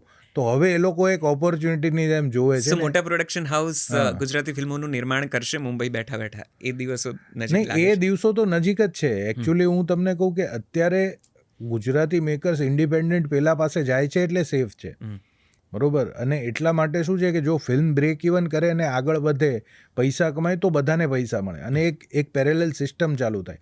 જો એનો દોરી સંચાર મુંબઈથી થશે તો એ હંમેશા શક્ય નથી, કારણ કે ત્યાંના લોકોને અહીંની રિયાલિટી ખબર નથી. રાઈટ. એટલે પાછી એ જ સાયકલ ચાલુ થશે, જે વિશિયસ સર્કલ જેને આપણે કહેવાય, કે ચક્રવ્યૂહ છે કે હવે જે લોકો પૈસા રોકવા કે નહીં એ ડિસાઈડ કરતા હોય અને એને કન્ટેન્ટ કેવું હોવું જોઈએ એ જ ન ખબર હોય, તો પછી ત્યાં વિસંગતતા છે. અને એટલે ખોટું પેલું બનવા માંડે, હિન્દી ફિલ્મો જેવી ગુજરાતી ફિલ્મો બનવા માંડશે, તો પછી એનો કોઈ મતલબ નથી. કારણ કે તો એ બ્રેકઆઉટ નહીં કરી શકે, કારણ કે એ જે મલ્ટીપ્લેક્સમાં લાગશે ત્યાં તો બીજી ગુજરાતી 2 ફિલ્મ ચાલતી જશે ને, અરે હિન્દી ફિલ્મ. તો જો 1-2 હિન્દી ફિલ્મ ચાલે છે, ત્રીજી ગુજરાતી હિન્દી જેવી છે એ ચાલે છે, તો પછી લોકો કઈ જોવાની પ્રિફર કરશે? રાઈટ. બરોબર. આપણે જો એવું માનવું હોય કે આપણી વસ્તુ ચાલે અને એની બદલે આને પ્રેફરન્સ મળે તો આપણે એનાથી અલગ બનાવવું પડશે. રાઈટ. એટલે એ મુંબઈમાં બેસીને જો કોઈ દોરી સંચાર કરતું હશે તો હંમેશા શક્ય નહીં થાય. હોઈ શકે છે કે કોઈ એવું હોય કે જેને એવી સૂઝ હોય કે અથવા એ એવા માણસોને એમ્પ્લોય કરે કે જેને એવી સૂઝ હોય, પણ હંમેશા શક્ય નહીં થાય. નીરેનભાઈ, મુંબઈમાં તો ઘણા ગુજરાતીઓ છે, ઇન્ડસ્ટ્રીમાં કેટલા બધા ગુજરાતી ચહેરા છે, કેટલા બધા લોકપ્રિય ગુજરાતી નામો છે. એ લોકો ક્યારેય ગુજરાતી ફિલ્મો સાથે એક્ટિવલી સંકળાવવાનું નથી વિચારતા? એમને ત્યાંથી એવું ભાષા પ્રત્યે કોઈ લગન, કોઈ જનૂન એવું તમે નોંધ્યું છે કે એ આપણી ભાષાની કોઈ ફિલ્મ કરે અથવા તો એના વિશે કોઈ ઇનિશિયેટિવ લે, એક બે નામોને બાદ કરતા? નહીં, એટલે દરેક વ્યક્તિ મારી સાથે તો જેટલા લોકોનું ઇન્ટરેક્શન રહ્યું છે બધા પોઝિટિવલી જ વાત કરે ઉત્સાહિત છે બધા જ, અને બધાને એવું છે. પણ શું છે કે હંમેશા એ સ્વિચ કરવું પોસિબલ નથી. કરેક્ટ. કારણ કે ક્યારેક તમને એવું થાય કે તમે પેલામાં એક પર્ટિક્યુલર વસ્તુમાં લાગેલા હો, હિન્દીમાં, કે માની લો કે તમારા ટીવી શોઝ ચાલે છે, બરોબર, અને ટેલિવિઝનમાં તમે ખૂબ કાર્યરત છો, તમે ગુજરાતી છો, તમે સફળ છો, તમારા શો પણ ગુજરાતી બેકડ્રોપવાળા છે, તમને ઈચ્છા છે ગુજરાતી ફિલ્મોમાં જવાની, પણ હવે આમાંથી સમય નથી મળતો. તમને એમ થાય કે આ બંધ કરીને પેલું ક્યાં ચાલુ કરવું, રિસ્ક કેટલું છે, કોને ખબર એ ચાલશે કે નહીં ચાલે, બરોબર. એટલે એવા બધા બહુ લોકો છે. એટલે ક્યાંક ને ક્યાંક એ બધા કારણો એમને રોકી રહ્યા છે, પણ ઈચ્છા બધાને છે. એટલે હું એ જ તમને વાત કરું છું કે જો લાડવો દેખાશે તો બધા આવશે. રાઈટ. એવો લાડવો તમે બેયારમાં ક્યાંક શોધી લીધો અને કંઈક ચમત્કાર થઈ ગયો બેયારમાં. કઈ રીતે આ કમિંગ બેક ટુ દેટ, હું આમ જમ્પ કરું છું વાર્તામાં, પણ મને એમ થાય છે કે કદાચ સરસ વળાંક રહેશે વાર્તાનો કે આપણા સંવાદનો. બેયાર કઈ રીતે you could really crack that, કે કઈ રીતે આટલી સફળતા પામી? શું પ્રોસેસ હતી આખી? મારું એવું માનવું છે કે છે ને, દરેક ફિલ્મ જે સક્સેસફુલ હોય છે ને, એ it's almost as good as a miracle. Right. એક ચમત્કાર જ છે જો ફિલ્મ સક્સેસફુલ થઈ જાય. કારણ કે આટલા બધા તમે કન્સ્ટ્રેન્ટ હોય, એમાંથી આટલા બધા લોકો સાથે મળીને એક એનો વાર્તા કહેવાની કોશિશ કરે, તો એક ઇનવે તમે જુઓ તો મિરેકલ જ છે. અને એ વખતે સ્થળકાળમાં એવું કશુંક થયું સંજોગ કે બધા આટલા બધા ટેલેન્ટેડ લોકો સાથે આવી ગયા, કે પ્રતિક ગાંધી જેવો એક્ટર જે કોર્પોરેટ જોબ કરતો હતો એ વખતે, એ 30 દિવસની રજા લઈને આવી ગયો. દિવ્યાંગ જેવો એક્ટર જે અત્યારે હવે ડિરેક્ટર થઈ ગયો છે, તો એ છે. સચિન જીગર છે, પુષ્કર જે અમારો ડીઓપી છે, અભિષેક જૈન છે, ભાવેશ છે, હું છું. એટલે એ બધા જ લોકો આકસ્મિક રીતે એકબીજા સાથે આવીને બધાએ સેમ પેશનથી, કે યાર આપણે એવું નથી વિચારવું ગુજરાતીમાં શું ચાલે, કારણ કે હવે આપણે જે કરવા જઈ રહ્યા છીએ, બરોબર, એવું તો હિન્દીમાં કોઈએ નથી કર્યું. આજ સુધી તમે કઈ હિન્દી ફિલ્મ જોઈ જેના બેકડ્રોપમાં આર્ટ હોય, બરોબર, જેમાં આર્ટ ક્યુરેશનની વાત ચાલતી હોય, જે પેઇન્ટિંગ ઉપર બેઝડ હોય, બરોબર. એટલે એ અમે કીધું કે એવું વિચારવા જઈશું ને તો આ પિક્ચર જ નહીં બને. એટલે બધાએ એવી જ રીતે કર્યું કે એક કોરી પાર્ટી હતી કે યાર આપણે કશુંક જોરદાર કરવા માટે ભેગા થયા છીએ અને let's go for it. Okay, let's go all out and see what happens. અને એ જુસ્સાથી એ ફિલ્મ બની છે, એટલે કદાચ ક્યાંક ને ક્યાંક આવી રીતે કનેક્ટ થઈ. અને મારા મનમાં તો એ જ હતું કે જો આપણે આપણી જાતને જ જો બંધનોમાં નાખી દઈશું કે ગુજરાતી ઓડિયન્સ માટે ફિલ્મ છે તો આવું નહીં કરાય ને આવું નહીં કરાય, એટલે અમે તો બે ધડક એમએફ હુસેનથી માંડીને સ્ટાનિસ્લાવસ્કીના અંદર રેફરન્સીસ મૂકેલા છે, બરોબર. અને ફિલ્મમાં એ બધી વસ્તુની વાત થાય છે, સાચી કલા કોને કહેવાય એની વાત થાય છે, ક્યુબિઝમ વિશે ડાયલોગ્સ છે. એટલે એ બધી વસ્તુઓ એમાં અલગ અલગ ટાઈપની આ પેઇન્ટિંગની મેથડોલોજી, એ બધાની વાત છે. અને સાથે હ્યુમર છે, મિત્રતા છે, અને એ પ્રકારની પણ વાતો છે, વળાંકો છે. એટલે એ અમે લોકોએ એવી જ રીતે એ ફિલ્મ બનાવી હતી કે યાર આમાં let's go all out and let's see what happens. અને કદાચ તમારા લખાણની કેટલીક ચમત્કૃતિઓ છે, કેટલીક ખાસ શૈલી છે, એમાં સાહિત્ય છે, એમાં લોકકથાઓ છે, એમાં સંસ્કૃત માઇથોલોજી પણ ક્યાંક આવી જાય છે, ઇતિહાસની ક્યાંક ઝલક દેખવા મળે છે. તમારા રાઇટિંગની એક વિશેષતા મને જે વ્યક્તિગત રીતે બહુ જ અનુભવાય છે એ છે કે નીરેનભાઈ પોતે ખૂબ બધું વાંચીને કદાચ બેઠા છે. એમણે એટલો બધો એમનો અભ્યાસ છે કે જેથી એમની કોઈ પણ હ્યુમરની પંચલાઇન હોય, કોઈ એક સિક્વન્સ હોય, કોઈ એક સીન હોય, એ બધો જ સ્પર્શે છે. એ ચાહે ગુજરાતી ફિલ્મો હોય, રોંગ સાઈડ રાજુ જેવો કો રાઇટિંગનો પ્રોજેક્ટ હોય, કે સ્ત્રી 2 સુધીની સફર હોય. So how do you prepare your writing? શું કરો છો, કઈ રીતે લખો છો, શું પ્રક્રિયા છે, હા, કયા એટલે thought process છે? અભ્યાસ કરતાં મને તો વાંચવું ગમે છે, એટલે હું પહેલેથી વાંચું છું અને દરેક ભાષામાં વાંચું છું. હિન્દીમાં વાંચું છું, ઇંગ્લિશમાં વાંચું છું, ગુજરાતીમાં વાંચું છું. અને જ્યારે મારે કોઈ ફિલ્મ લખવાની હોય ત્યારે એ ફિલ્મની દુનિયામાં ઘૂસવા માટે, ધારો કે મેં ભેડિયા લખેલી, તો એ વખતે મેં જેટલી વેરવુલ્ફ નોવેલ્સ લખાયેલી છે દુનિયામાં, એમાંની મોટામાં મોટી કે ભાઈ ટોપ 20 કે ટોપ 30 એ બધી મેં વાંચેલી હોય. ઓહો. બરોબર. એવી રીતે દરેક વખતે કે હું જ્યારે એક સત્યજીત રેની મેં શોર્ટ સ્ટોરીઝ એડેપ્ટ કરી છે રે. ફિલ્મોમાં, રેમાં. રાઈટ. તો એમાં એક સ્ટોરી હતી, એને મેં આખી ઉર્દુમાં એડેપ્ટ કરી છે, હંગામા હે ક્યુ બરપા. એટલે એમાં મનોજ વાજપેયી અને ગજરાજ રાવ છે. જી જી. તો એ તમે જોશો તો એક ઉર્દુના બહુ ફેમસ એનો ગદ્યમાં હ્યુમરિસ્ટ છે, એનું નામ છે પતરસ બુખારી. તો પતરસ બુખારી એ જેમ આપણે ત્યાં વિનોદ ભટ્ટ છે, જી જી. એ ટાઈપની વાર્તાઓ લખતા, કે બકુલ ત્રિપાઠી, તો એ ટાઈપની હ્યુમરસ વાર્તાઓ ઉર્દુમાં પતરસ બુખારીની બહુ ફેમસ છે. અને હું એનો બહુ પહેલેથી ફેન હતો. વાહ. મરહુમ કી યાદ મેં તમને ખબર હોય તો એમણે લખેલી છે, જે એક એનો મિર્ઝા સાહેબની સાયકલ તૂટી જાય છે એની વિશેની વાર્તા યસ છે. યસ બરોબર. યસ. અને બહુ ફની છે, જી, તમે આ જી. સાંભળો હસી હસીને આડા પડી જાઓ. પણ મને એમની સ્ટાઇલ બહુ ગમતી હતી, તો મેં એ આખી ફિલ્મ છે એની સ્ટાઇલમાં લખી છે. હવે બાલા મેં રાગ દરબારીની સ્ટાઇલમાં લખી છે. કરેક્ટ. એટલે મારા પર હંમેશા, એટલે હું રિસર્ચ કરવા એ વાંચવા નથી, તો મેં વાંચેલું હોય છે, એટલે એના પરથી એ મને સૂઝે છે કે આ હવે આને આવી રીતે હું અપ્રોચ કરું, કે આમાં આ નાખી શકાશે. બરોબર. એટલે કોશિશ મારી હંમેશા એ જ છે કે આ ધારો કે સ્ત્રી 2માં પણ પહેલાં એવું એમ વિચાર કરતા હતા કે યાર પહેલી પિક્ચરમાં શું થયું એનું કશોક રિકેપ નાખવું પડશે, કે તો પહેલાં એવું વિચારતા હતા કે એમને એમ પિક્ચરની બહાર રિલીઝ કરશું, કે પહેલાં ખાલી રિકેપનું ટ્રેલર આવે પછી નોર્મલ પેલું થાય. પછી મેં કીધું કે યાર આપણે અંદર જ એને વણી લઈએ. બરોબર. એટલે પછી મેં એને એક સંગીતમય નાટક ચાલતું હોય ડાયરા જેવું, એમાં પંકજ ત્રિપાઠી ગાતા હોય, એવી રીતે આખી પહેલી પિક્ચરનું રિમેકને સ્ટેજ પર બાળકો ભજવતા હોય. બરોબર. એટલે એ પણ એવી રીતે લઈ લીધું. એટલે આ બધી વસ્તુઓ શું છે કે આપણે જે જોઈ જીવી જાણીને આવ્યા છીએ એમાંથી જ આવે છે. જી.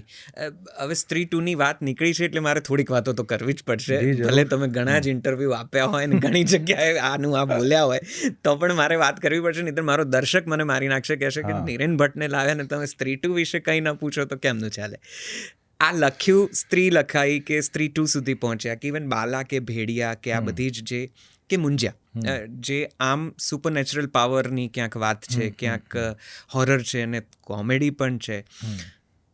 તો આ એક ડેલિબરેટ સફર રહી છે, આવું જ કંઈક કરવું હતું, કે એક વિચારનો વિસ્તાર છે? પર્ટિક્યુલરલી સ્ત્રી 2 જ્યારે તમે આ રીતે કન્સીવ કરી ત્યારે એવું જાણતા હતા કે આ આટલું મોટું બની જશે, આટલા બધા કરોડોનો બિઝનેસ કરી નાખશે અને ભવ્ય સફળતા, એટલે ભવ્યાથી ભવ્ય સફળતાને પામશે વર્ષે, એવું કંઈ મનમાં હતું? ના, જ્યારે વાર્તા લખવાનું શરૂ કર્યું ત્યારે તો આવું કંઈ મનમાં નહોતું, અને એવું જો મનમાં રાખીને લખત તો કદાચ લખાતે નહીં. એટલે એટલા માટે મેં પહેલેથી વિચારેલું કે મને પહેલેથી હોરર જોનરા બહુ ગમે છે, મારું ફેસિનેશન છે. એટલે હું નાનપણથી બહુ જ એ પ્રકારની વાર્તાઓ વાંચતો. હું બિલકુલ માનતો નથી એમાં, પણ મને વાર્તાઓ ફેસિનેટ કરે છે. તમે નથી માનતા? ના, હું બિલકુલ કોઈ પણ જાતની આધિભૌતિક વસ્તુઓમાં માનતો નથી. એટલે પ્યોર સાયન્સ. હા, હું સાયન્સનો માણસ છું અને બહુ ડીપલી સાયન્સને વાંચું છું, કે એનો ફિઝિસિસ્ટની લખેલી બુક્સ વાંચું છું, એ બધું હું વધારે પડતું વાંચું છું. એટલે મને આવી વાત તો પહેલી પોઈન્ટ ઓફ વ્યૂથી કે ભાઈ આ અનુભવના દ્રષ્ટિથી મને એમાં રસ નથી પડતો, મને એનામાં રસ પડે છે એક વાર્તા તરીકે. અને હું નાનપણથી વાંચતો આવું છું. સ્ટીફન કિંગની મેં ઘણી બધી નોવેલ્સ વાંચી છે, આખી ડાર્ક ટાવરની સિરીઝ વાંચી છે, અને એનો પેટ સેમેટ્રી ને શાઇનિંગ ને ઘણી બધી એની બુક્સ, અને બીજા પણ ઘણા બધા, પીટર સ્ટ્રોપ છે ને એ બધાની, નીલ ગેમન, એ બધાની બાળકો માટેની હોરર ફિલ્મો, વાર્તાઓ છે, એ બધી મેં બહુ વાંચી છે. જોર્જ આર માર્ટિન, ટોલ્કિન, મોટી ફેન્ટેસીઝ. એટલે મારા પર હંમેશા એ બધું ઇન્ફ્લુઅન્સ તો હતું, ફેન્ટેસી ને હોરરનું. પણ જ્યારે આ લખવાનો મોકો મળ્યો, એકચ્યુઅલી અમે લોકો બાલા કરી નાખી પછી મને આ ભેડિયાનો આઈડિયા આવેલો, અને ભેડિયા લખવાની ચાલુ કરી ત્યારે એનો સ્ત્રી ઓલરેડી બની ગયેલી, પણ સ્ત્રીનું સિક્વલ કરીશું એવી એક વાત હતી. અને પછી એ અમરનો આઈડિયા આવ્યો કે આપણે ભેડિયામાં આ જે પાત્ર છે એમાં આપણે એ સેમ માણસ રાખીએ જે સ્ત્રીમાં હતો, અભિષેક બેનર્જી. એનું નામ એમાં જના હતું, તો આમાં એનું નામ જેડી છે. પછી તમને ખબર પડે છે કે પિક્ચરના છેલ્લા સીનમાં કે જેડી છે એ એકચ્યુઅલી જના જ છે, કારણ કે એનું નામ જનાર્દન હતું. અને એ જે સેમ છેલ્લો સીન છે એ સ્ત્રી 2માં 35 મિનિટે આવે છે. રાઈટ. એટલે એ પાત્ર ત્યારે સ્ત્રી 2માં એન્ટર થાય છે સ્ટોરીમાં. રાઈટ. બરોબર. એટલે ત્યાંથી પછી એમાં ક્યાંક ને ક્યાંક અમે સ્ત્રી 2 પણ વણવાની ચાલુ કરી. અને એ પાર્ટ 1માં જે ખુલ્લા અમુક તંતુઓ દેખાયા એને પકડીને એને આગળ લઈ ગયા. અને એમાંથી પછી વાર્તા પેલી કરી. હું એને એઝ સચ હોરર કોમેડી તરીકે નથી જોતો. હું મોસ્ટલી એને એવી રીતે જોઉં છું કે આ વાર્તાઓ છે, મનોરંજક વાર્તાઓ છે. આ પણ એક પાત્ર છે જે ભૂત છે, જે કે રાક્ષસ છે, કે જે કોઈ પણ છે. આ પણ એક પાત્ર છે. બધા પાત્રો કશુંક ને કશુંક એક ઉપમાઓ છે આ બધી, બરાબર. અને એ કશુંક રિપ્રેઝેન્ટ કરે છે. એવું નથી કે એ પાત્રની જે ઓળખાણ છે એ મેઇન વસ્તુ છે, એ મેઇન વસ્તુ નથી. એ જે રિપ્રેઝેન્ટ કરે છે એ મેઇન વસ્તુ છે. કે ભેડિયા ધારો કે વેરવુલ્ફ છે એટલા માટે એ ભેડિયા નથી, એ જંગલનો રક્ષક છે, બરોબર. એ એનું રિપ્રેઝન્ટેશન એનું એ છે. એટલે હું એને એવી રીતે જોઉં છું. કથાઓ, લોકકથાઓમાંથી આ પાત્રો લીધા છે, આપે રિસર્ચ કર્યું છે, કઈ રીતે આ મોટા ભાગના પાત્રો લોકકથાઓમાંથી જ છે. કે ભેડિયાનું પાત્ર છે, અરુણાચલ પ્રદેશમાં અમે ગયા હતા અને ત્યાં યાપુમ કરીને એક ત્યાંનું લેજન્ડ છે, જે શેપ શિફ્ટરનું લેજન્ડ છે. તો એનો આમાં રેફરન્સ છે ભેડિયામાં. એમાં કહે છે પણ ખરું કે એને ત્યાંના લોકો યાપુમ કહે છે, આખા અરુણાચલ પ્રદેશના. એટલે એ એના પર બેઝ છે. મુંજા છે એ કોંકણનું લેજન્ડ છે. દરેક કલ્ચરમાં ક્યાંક ને ક્યાંક આ બ્રહ્મ રાક્ષસનું લેજન્ડ છે, તો એ ત્યાંનું લેજન્ડ છે. પછી અને એમાં તો પેલો રિલિજિયસ રેફરન્સ પણ છે, જનોઈનો યજ્ઞોપવિત સંસ્કારનો. યજ્ઞોપવિત સંસ્કાર પછી જ્યારે એટલે બ્રહ્મચર્યાશ્રમમાંથી ગ્રહસ્થાશ્રમમાં પ્રવેશ કરો ત્યારે એ મુંજા છોડે. એટલે મુંજા ચોટલી છે, એટલે ત્યાં 16 મુંજાની એક સેરેમની છે લગ્ન વખતે, બરોબર. આપણે ત્યાં લીલ પરણાવવાની એવી બધી એક પેલી છે. અને એમાં જો એ બ્રહ્મચર્યાશ્રમમાં એને જ્યારે જનોઈ આપી હોય અને બટુક બન્યો હોય અને ચોટલી બાંધી હોય, એના 10 દિવસમાં જો મરી જાય તો એ બ્રહ્મ રાક્ષસ બને. એવી ત્યાં એક પેલી વાયકા છે. અને એવી જ રીતે સ્ત્રી છે, કર્ણાટકનું લેજન્ડ છે નાલેબા કરીને. રાઈટ. કે નાલેબા એટલે કલાના, બરોબર. એ જ્યારે પાર્ટ 1ની વાર્તા રખાયેલી ત્યારે એ એના પરથી, હા, તો એના પરથી એ રેફરન્સ પરથી એ વાર્તા વણાયેલી. એટલે આ બધી વાર્તાઓમાં એ મેં નથી લખી પાર્ટ 1, પણ એ વાર્તાઓ આ બધી ક્યાંક ને ક્યાંક ફોક લેજન્ડ્સ અને આપણી સ્ક્રિપ્ચર્સ એમાંથી આવે છે. સ્ક્રિપ્ચર્સનો તમને ખૂબ અભ્યાસ છે, ખૂબ ગમે છે? સ્ક્રિપ્ચર્સ મને બહુ ગમે છે.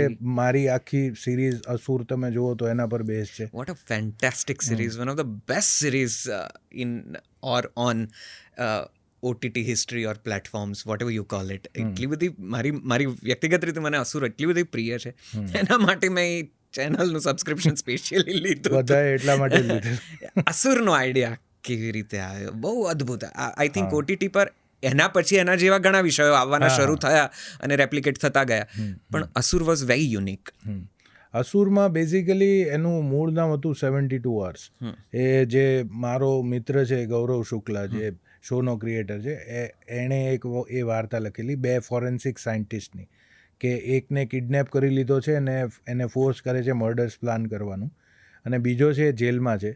એ ત્યાંથી ડીકોડ કરે છે the way of killing methodology પરથી, કે અચ્છા આણે જ પ્લાન કર્યું હશે, કારણ કે એ બંનેના પાસ્ટ ઇન્ટરેક્શનમાંથી છે, અને એ કેવી રીતે પ્લાન કર્યું હશે એ, અને એના પરથી એ મને શું કન્વે કરવા માગે છે, એના પરથી એ ડીકોડ કરે છે. એટલે આ એક બેઝિક વાર્તા હતી. ને 72 Hours એટલા માટે હતું કારણ કે એક માણસ મરી જાય પછી 72 કલાક માટે એના શરીરમાંથી તમે ફોરેન્સિક એવિડન્સીસ લઈ શકો છો, કે એ કેવી રીતે મર્યો, એને પોઈઝનિંગ કર્યું છે કે કાર્ડિયાક અરેસ્ટ છે કે હાર્ટ એરેસ્ટ છે, એ બધું એના પરથી ખબર પડે. એટલે એનું નામ એ હતું. પણ અમે પછી એમાં વિચારતા હતા કે આ જે એમાં વિલન છે, બરાબર, એ એમાં શું કરે, શું કામ એ લોકોને મારી રહ્યો છે, બરાબર. એટલે એમાં અમુક આઈડિયાઓ હતા. પછી એના પરથી આ માઇથોલોજીનો આઈડિયા આવ્યો કે આનમાં જો એ પોતાની જાતને માનતો હોય કે હું અસુર છું, અને એ રીતના લોકો માનતો. એટલે પહેલો એમાં મારો આઈડિયા એવો હતો કે એ વૃત્તાસુર છે. વૃત્તાસુર એ ઇન્દ્રનો આ જ એનિમી માનવામાં આવે છે. રાઈટ. એટલે એ એવું માને છે કે જે ઇન્દ્રને રિપ્રેઝેન્ટ કરતો હશે એને મારે મારવાનું, બરોબર ને. એ પ્રમાણે અમે વાર્તા વણવાની ચાલુ કરેલી. પણ પછી આગળ જઈને આ બહુ યુનિક રેફરન્સ થઈ જશે એટલે કલી અને કલ્કીનો રાખી એવો એક આઈડિયા આવ્યો. અને પછી એને આ રીતના એમાં ઢાળી. પણ પછી જેટલું સ્ક્રિપ્ચર વાંચેલું હતું કે જેટલું પછી એ વખતે વાંચ્યું કે કલ્કી પુરાણ હોય કે ભાગવત હોય કે ઉપનિષદો હોય, અમુક વેદોના રેફરન્સ છે, ઘણા બધા શ્લોકો છે, ઘણું બધું એ સ્ક્રિપ્ચર્સનો રેફરન્સ છે. એટલે પછી તો ખુલ્લું મેદાન હતું. અને સિરીઝ શું છે કે એક લેખક માટે સ્વપ્ન સમાન છે લખવા માટે. કારણ કે ફિલ્મો વિશે કહેવાય છે કે એક આપણે જે પેલી હોય ને, માચીસ કી ડિબિયા મેં હાથી કો ડાલને જૈસા કામ હે, બરોબર, એવું કહેવાય છે એના વિશે કે હવે મેચબોક્સની અંદર આખો હાથી કેવી રીતે નાખો. ફિલ્મોમાં એવું હોય છે કારણ કે તમારી પાસે સમય નથી, તમારી પાસે 2 જ કલાક છે. એમાં તમે મોસ્ટલી તમારા નાયકને ફોલો કરો છો, બીજા કેરેક્ટર છે એની સાથે તમે ન્યાય કરવાની કોશિશ કરો, પણ થશે જ કે નહીં તમને ખબર નથી. સિરીઝ એવું માધ્યમ છે જેમાં તમે ખુલ્લો દોર છે, તમે દરેક કેરેક્ટરની વાર્તા સાથે કે એની નીડ શું છે, એની વોન્ટ શું છે, એની દુનિયા શું છે, શું ખાય છે, શું પીવે છે, પત્ની સાથે કેવો છે, બાળકો સાથે કેવો છે, એને જીવનમાં શું જોવે છે અને એ ત્યાં સુધી પહોંચશે કે નહીં, એ બધા પાત્રોની વાર્તાઓમાં તમે ઘૂસી શકો છો. અને જે તમારે કહેવું છે એને ફૂલા, જેને કહે ને કે ચોડે હો કે, બરાબર, પોળા થઈને તમે કહી શકો છો કે આ ચલો હવે આ રમવા મળ્યું તો રમી લઈએ એમ. એટલે એ ખરેખર વધારે પાવરફુલ મીડિયમ છે રાઇટર માટે રાધર દેન ફિલ્મ. પણ મારા માટે સ્પેસિફિકલી ફિલ્મોનું જે સક્સેસ વધારે હોય કારણ કે હું મોટો થયો છું સિનેમા જોઈને, બરાબર. મારી જીવનમાં અત્યારની પેઢી જે મોટી થઈ છે એ કદાચ નેટફ્લિક્સ જોઈને થઈ હશે. રાઈટ. એ લોકોનું પેલું ફેસિનેશન અલગ હશે. એને કદાચ સિનેમાનું આટલું બધું ન પણ હોય ફેસિનેશન, કે ખાલી નંબર્સ પૂરતું હોય. પણ મારું તો ફેસિનેશન કારણ કે આપણે મોટો પડદો જોઈને મોટા થયા છીએ એટલે છે પહેલેથી. અને એટલા માટે મને ફિલ્મોમાં વધારે મજા આવે છે. તો આ જે સ્ક્રિપ્ચર્સનો જે અનુભવ છે એમાંથી હું એમ ધારો કે પૂછું કે કઈ ફેવરેટ સ્ક્રિપ્ચર છે, કયા ગ્રંથનો, કયા પૌરાણિક ઐતિહાસિક સાહિત્યનો, માઇથોલોજીનો કદાચ તમારી પર બહુ જ પ્રભાવ છે? મારા પર સૌથી વધારે પ્રભાવ છે ગીતાનો. કારણ કે મેં અલગ ઘણી વાર એને વાંચી છે ને ઘણી વાર એને મેં એનાલાઇઝ કરવાની કોશિશ કરી છે. મારા મતે બેસ્ટ પુસ્તક જે છે ગીતા વિશે લખાયેલું, જો સમજવાનો તમારે કોશિશ કરવી, તમારે પોતાનું ઇન્ટરપ્રિટેશન કરવું હોય તો તમને છૂટ છે, બરાબર. તમને જેટલું સંસ્કૃત સમજાતું હોય કે તમે જ્યાં ભાષાંતર વાંચો છો એની જેટલી ક્ષમતા છે એને ટ્રાન્સલેટ કરવાની, એ પ્રમાણે તમને સમજાશે. ગીતા વિશેના લખાણો વિનોબા ભાવેનું એક પુસ્તક છે, બરાબર. તો એ મારા મતે કદાચ ગીતાનું સૌથી સારું ઇન્ટરપ્રિટેશન અને સહજ, અને જેને કહેવાય ને કે પ્રેક્ટિકલ, કે જે તમે પ્રોપર સમજી શકો કે મારા જીવનમાં આને હું કેવી રીતે ઉતારું, બરાબર. તો એ એનું ક્યાંક ને ક્યાંક ખૂબ જ ઇન્ફ્લુઅન્સ છે. અને એના ઘણા બધા શ્લોક છે એનું પણ બહુ ઇન્ફ્લુઅન્સ છે. એટલે જેમાં ખાસ કરીને બીજા જે અધ્યાયમાં સ્થિત પ્રજ્ઞના લક્ષણો છે એ હું નાનો હતો ને લેખક થયો ત્યારથી વાંચું છું. વાહ. કે આપણા જીવનમાં જો આપણે જો સ્થિત પ્રજ્ઞતા લાવવી હશે તો જ લેખક બની શકીશું, અથવા તો લેખક બનશું તો એ આવશે, આવી છે, બરાબર.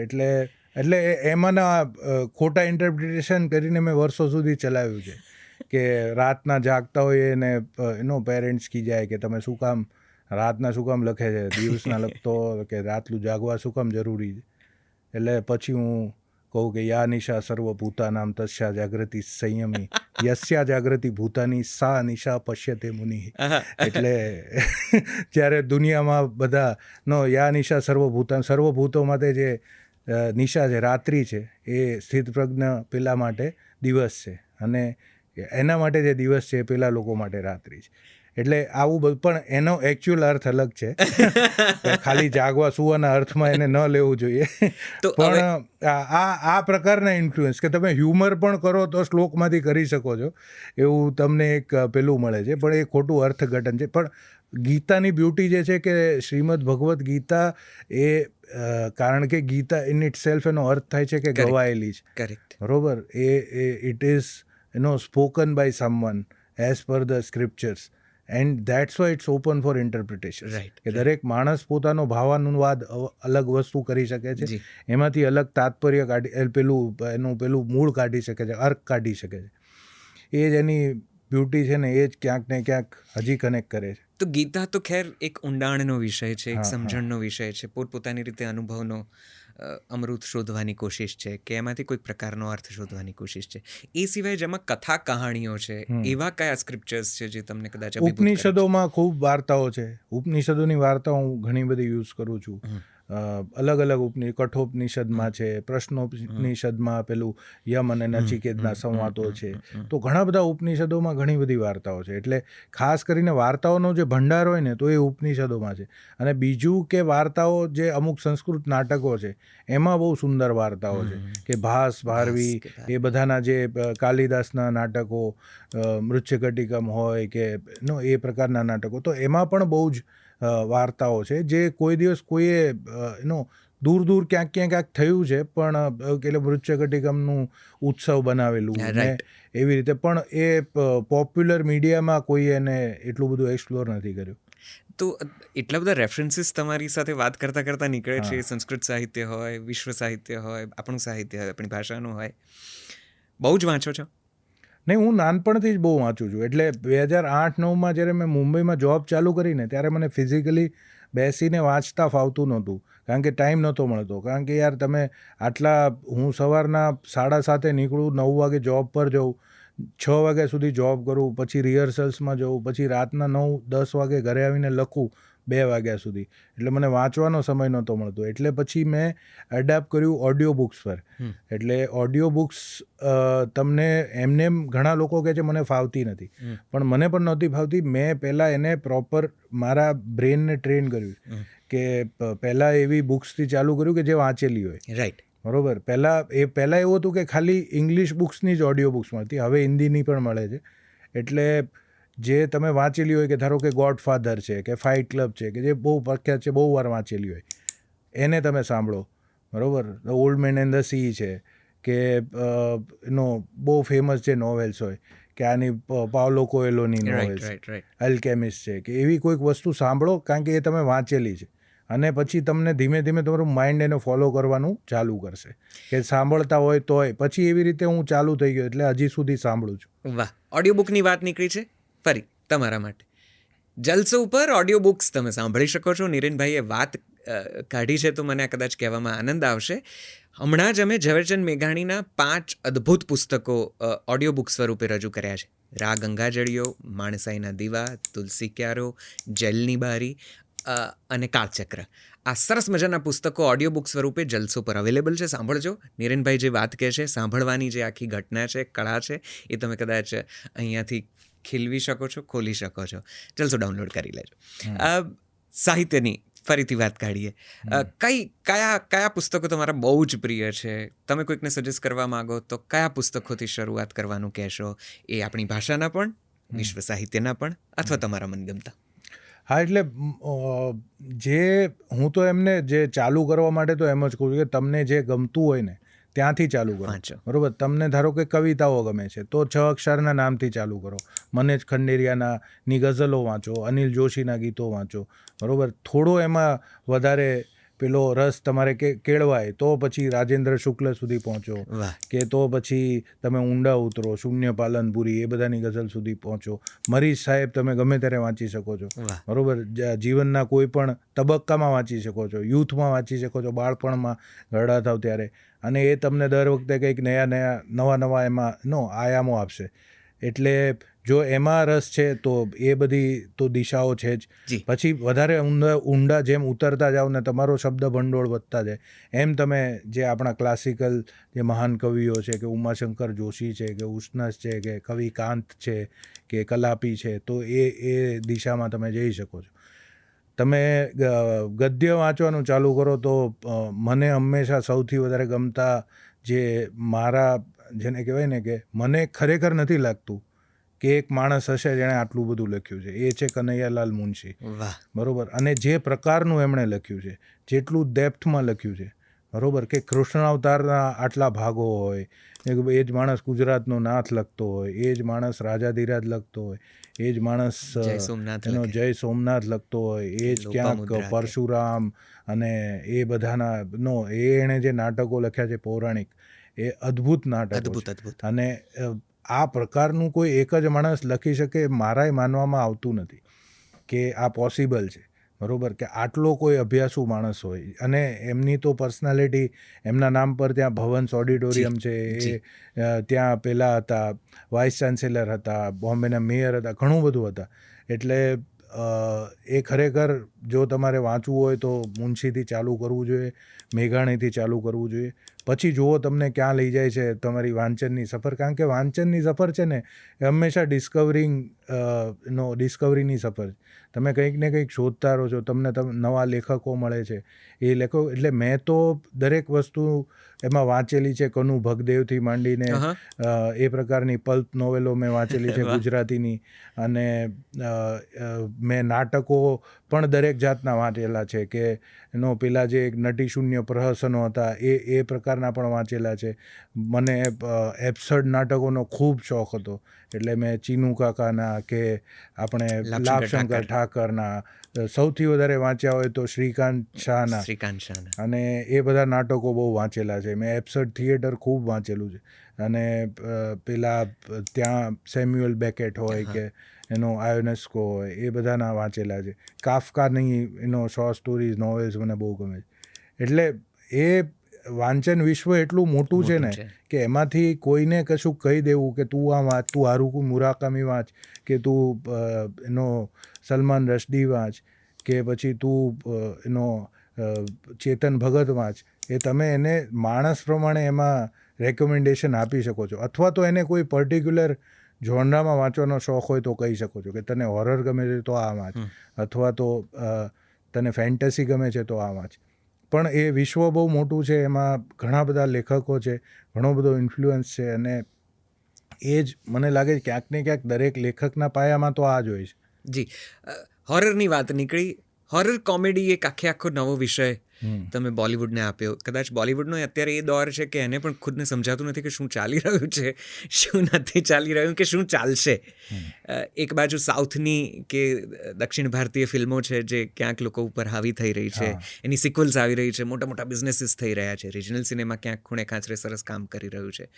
બોલિવૂડ પોતે પણ જાણે કરવટ બદલી રહ્યું હોય તેમ OTT અને મેઇન સ્ટ્રીમ રિલીઝની વચ્ચે અટવાયું છે. એમાં તમે એક આ મલ્ટીવર્સની આખી ભૂમિકા રજૂ કરી છે. હોરર છે, કોમેડી છે, એટલે હસવું અને ડરવું ભેગું તમે જે કર્યું છે. આ પ્રવાહ ક્યાં જતો દેખાય છે. આ મલ્ટીવર્સનો પણ અત્યારે એક નવો ચીલો થયો છે. કોઈકને કોપવર્સ કરવું છે ને કોઈકને હોરરનું આખું મલ્ટીવર્સ કરવું છે, કોઈકને બીજી 2-4 પ્રકારની દુનિયા ક્રિએટ કરવી છે. આપણને આ નવી દુનિયા ક્રિએટ કરવાનું ક્યાંથી અચાનક નવી દુનિયા પણ તમે જુઓ તો આપણા સ્ક્રિપ્ચર્સમાં તો પહેલેથી છે જ. બરાબર, કે મહાભારત જુઓ તો એમાં આટલા બધા પાત્રો છે. બરાબર, પણ એ બધાના પોતપોતાના યુનિવર્સિસ પણ છે. કે કર્ણની એક પોતાની વાર્તા છે, અર્જુનની એક પોતાની વાર્તા છે, ઇવન ઘટોત્કચની એક પોતાની વાર્તા છે, હિડિમ્બાની એક પોતાની વાર્તા છે. અને એ બધી વાર્તાઓમાં એક મેઇન કુરુક્ષેત્રનું યુદ્ધ પણ ચાલી રહ્યું છે. એ યુદ્ધનું ટેલિકાસ્ટ સંજય કરે છે. હવે સંજય છે એમની પણ એક વાર્તા છે, ધૃતરાષ્ટ્રની વાર્તા છે, પાંડુની વાર્તા છે. એટલે એ ઓલરેડી એ મલ્ટીવર્સિસ ત્યાં બનેલા છે આપણે. એટલે એના રેફરન્સ છે તમારી પાસે. માર્વેલ, DCના રેફરન્સીસ છે, કોમિક બુક વર્લ્ડના રેફરન્સીસ છે. એટલે એના પરથી આપણને ઈચ્છા હોય દરેક સર્જકને કે યાર હું આવું કશુંક બનાવું.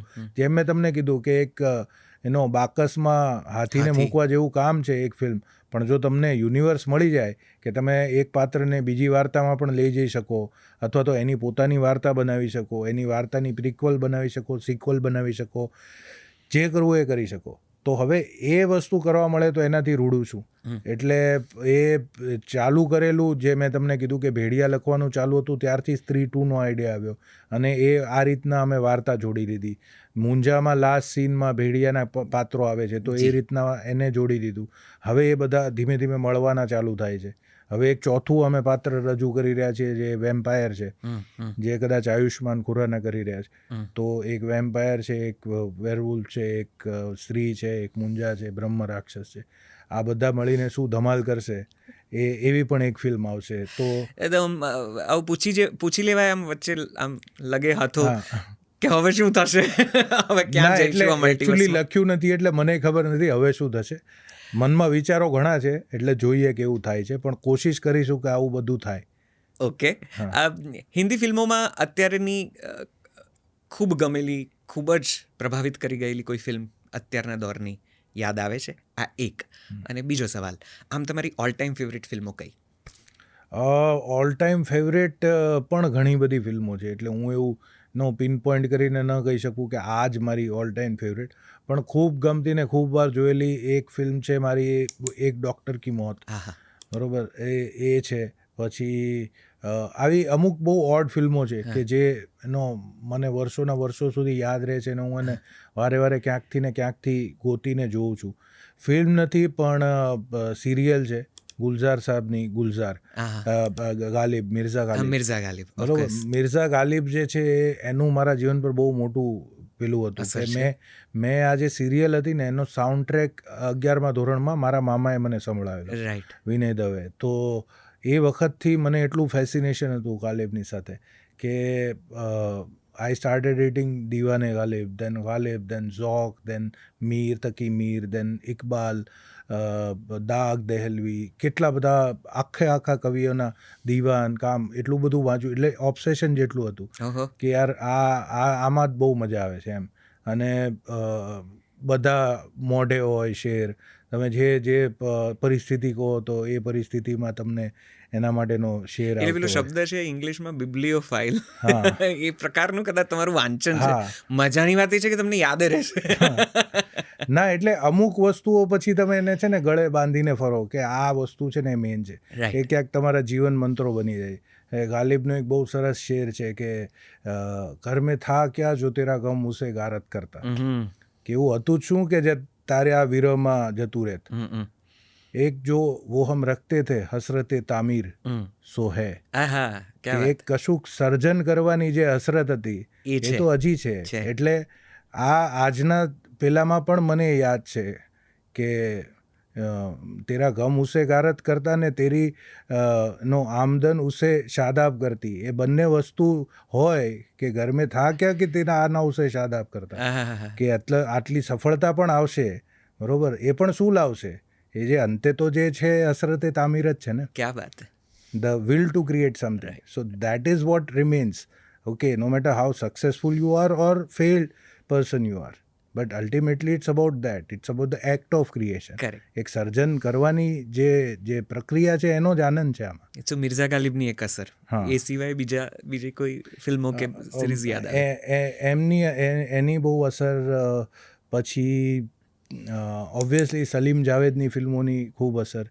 એટલે દીવાર મને બહુ ગમે છે શોલે કરતા, બરોબર. તો એમની ફિલ્મોની, ગુલઝાર સાહેબની ફિલ્મોની બહુ અસર છે. ઇજાઝત, તમે પહેલા ડાયલોગથી છેલ્લા ડાયલોગ સુધી બધે ડાયલોગ સાથે બોલી એટલી બધી વાર મેં જોયેલી છે ઇજાઝત.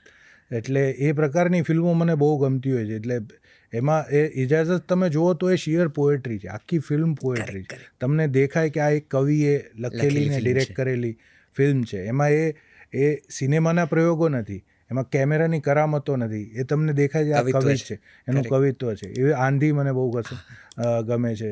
અને ઘણા લોકોના એવા ઘણા બધા કામો છે જે મને બહુ ગમે છે. વિશાલ ભારદ્વાજની મને ફિલ્મો બહુ ગમે છે, ઓમકારા બહુ ગમે છે, હૈદર બહુ ગમે છે.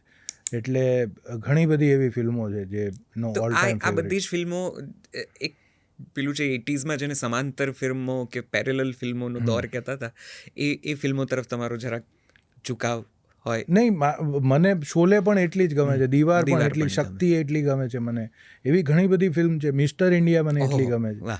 એટલે એ બધી ફિલ્મનો પણ ઇન્ફ્લુઅન્સ આટલો જ છે. પણ એ જ છે કે તમે જ્યારે જે મૂડમાં હોય એ પ્રમાણે રિવિઝિટ કરો છો, અને ઉંમરને અવસ્થા પ્રમાણે કદાચ આપણા પ્રેફરન્સીસ બદલાતા જતા હોય છે. તો આવી કોઈ ફિલ્મ રચવાનો લેખક નિરેન ભટ્ટ આ જે ફિલ્મોના નામ દીધા એમાંનું કંઈક કરવાનો ઈરાદો ધરાવે છે? એટલે એ જ છે ને કે તમારે એ પણ જોવાનું છે કે તમે એની જેવું નથી તમારે કરવાનું, તમારે તમારું એવું કરવાનું છે કે જે એના જેવું ક્યાંક બની જાય ક્યાંક બને. પછીની કોઈક જનરેશનમાં. રાઈટ. બરોબર, કે આજે જે છોકરો 2000ની સાલમાં જન્મ્યો હોય અને આજની તારીખે 24 વર્ષનો હોય, બરોબર, એની માટે કદાચ સ્ત્રી 2 એવી ફિલ્મ હોય કે એ 45 વર્ષે જો રાઇટર થાય ને બોલે કે મને સ્ત્રી 2 બહુ ગમે છે, બરોબર, તો એનો મતલબ છે કે તો તમે એની જેવું કરી શક્યા કેવો. એની જેવી જ વાર્તા કહેવાનો તો પ્રયત્ન નિષ્ફળ જ નીવડે એવું મારું માનવું છે. તો આની સાથે એક સવાલ એ પણ કરવો છે, ગુજરાતી ફિલ્મો ના કોઈ દોરને યાદ કરો છો એ સમયે જ્યારે ગુજરાતી ફિલ્મો કદાચ અત્યારે જે સમસ્યાઓથી આપણે જરા નિસ્બત ધરાવીએ છીએ કે આપણને ચિંતા છે કે ઓડિયન્સ કઈ રીતે ત્યાં સુધી પહોંચે, અને એક દોર આપણે આપણી ભાષાની ફિલ્મોએ એ પણ જોયેલો છે કે હિન્દી ફિલ્મોની રજૂઆતની સમયે કે હિન્દી ફિલ્મોની રજૂઆત ન થતી કારણ કે ઉપેન્દ્રભાઈની કોઈ ફિલ્મ લાગેલી છે કે કોઈક ખાસ ફિલ્મ આપણા સિંગલ સ્ક્રીન થિયેટર્સમાં ચાલી રહી છે, રૂપિયા ઉછળે છે. આવી કોઈ ફિલ્મો યાદ આવે છે ગુજરાતી ફિલ્મો કદાચ જોયેલી હોય? ઉપેન્દ્રભાઈની જ ફિલ્મો જે હતી એ દોર એનો હતો અને પ્રોપર લોકો જોવા જતા. મેં જોયેલું છે, મેં પણ લાઈનોમાં લાગીને ટિકિટો લઈને એ ફિલ્મો જોયેલી છે અને એ બહુ પાવરફુલ ફિલ્મો છે, સારી ફિલ્મો છે, એમાં સારી વાર્તાઓ છે, સારું સંગીત છે, સારા ગીતો છે. જેસલ તોરલ ને બધી ફિલ્મો તો હું આજે પણ રીવિઝિટ કરું છું. માલવપતિ, મૂંઝ, જેસલ તોરલ બધા બહુ સુંદર ફિલ્મો છે, બરોબર. અને શેતલને કાંઠે ને એ ટાઈમલેસ, ઢોલા મારું ટાઈમલેસ લવ સ્ટોરીઝ છે, બરોબર. એટલે એનો એ ફિલ્મોમાં એ તાકાત હતી, એ ફિલ્મોનો દોર હતો. અને મેં જોયેલું છે કે ભાવનગર શહેરમાં ઘણા બધા એવા સિનેમા, ગેલેક્સી થિયેટર હતું ખાસ કરીને, કે જ્યાં આગળ લોકો એ ફિલ્મો જોવા જતા, લાઈનો લાગતી, હાઉસફુલના પાટિયા ઝૂલતા હોય. અને એક જેને અત્યારે જે જુવાળ હોય છે અમુક હિન્દી ફિલ્મોનો કે અમુક માર્વેલની ફિલ્મોનો, એવો જુવાળ મેં જોયેલો છે એ ફિલ્મો માટે. પણ એ ધીમે ધીમે મેં એને ક્યાંક ને ક્યાંક ઓસરતું પણ જોયું. પછી એ ધીમે ધીમે ફિલ્મો લાગવાની બંધ થઈ ગઈ અને ક્યાંક ને ક્યાંક એ પરિવર્તન આવી ગયું કે પછી ખાલી હિન્દી ફિલ્મો જ આવી ગઈ. પણ એ દોર મેં જોયેલો છે અને હું ખૂબ આશાસ્પદ રીતે તમને કહું છું કે મને એવું લાગે છે કે દોર પાછો આવશે. અચ્છા, અત્યારની ફિલ્મો, ગુજરાતી ફિલ્મોમાં કોઈ રિસન્ટલી બહુ જ ગમી ગયેલી ફિલ્મ ખરી કે જે આમ તમને લાગ્યું હોય કે હા આ સરસ ફિલ્મ આવી છે, આની સાથે હું ક્યાંક સંકળાયો હોત તો મજા પડે? કાં એવું ના હોય છતાં ફિલ્મ તરીકે ગમી હોય? નહીં, ફિલ્મ તરીકે તો મને ઘણી ફિલ્મો ગમી છે. મને રાડો બહુ ગમી છે કૃષ્ણદેવની. એ ભલે એટલી હિટ નથી, બરાબર છે, પણ એ મને બહુ ગમી હતી. અને મને હેલારો બહુ ગમી હતી. મને કમઠાણે ગમી હતી એ લોકોએ, ભલે એ પણ એટલી કમર્શિયલી સક્સેસફુલ ન થઈ. પણ ઘણી એવી ફિલ્મો આવે છે જે જોઈને છેલ્લો શો પાન ને લીલી મને બહુ ગમેલી. એમાં ઘણા મિત્રોએ KUA ને બધાએ કામ કરેલું છે, તો એ પણ મને બહુ ગમેલી. ઘણી એવી ફિલ્મો આવે છે જે તમને ગમે છે. ફક્ત પુરુષો માટે સરસ ફિલ્મ છે, હમણાં જોઈ મેં, એ પણ સરસ છે. ઘણી બધી સરસ ફિલ્મો આવે છે ને એપ્રિશિએટ. મને વિશાલ વડવાલાની ફિલ્મો ગમે છે. સ્વપ્નિલ પણ સારી બનાવશે એવી મને આશા છે, વિક્ટર જેણે બનાવી. રાહુલ ભોલે ને વિનીતની ફિલ્મો મને બહુ ગમે. રેવા બહુ સરસ ફિલ્મ છે.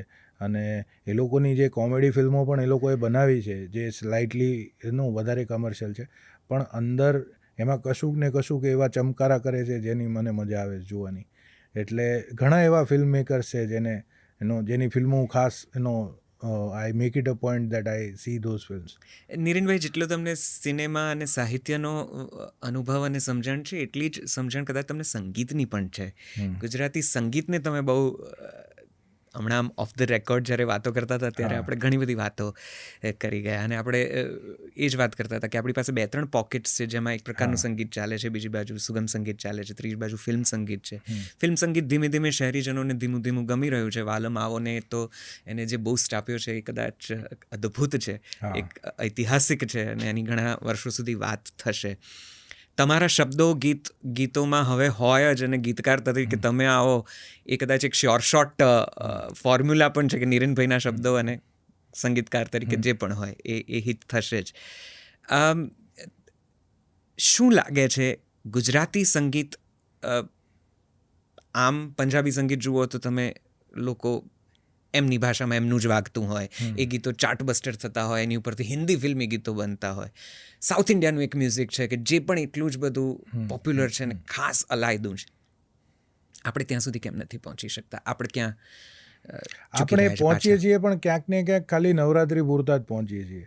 એટલે જે ધારો કે આજે દિલજીત દોસાંજનો કોન્સર્ટ હોય મેડિસન સ્ક્વેર ગાર્ડનમાં અને 50,000 કે 1 લાખ લોકોનો કોન્સર્ટ હોય અને એમાં એ ખાલી પંજાબી ગીતો ગાય છે અને દરેક માણસ એન્જોય કરે, બરાબર.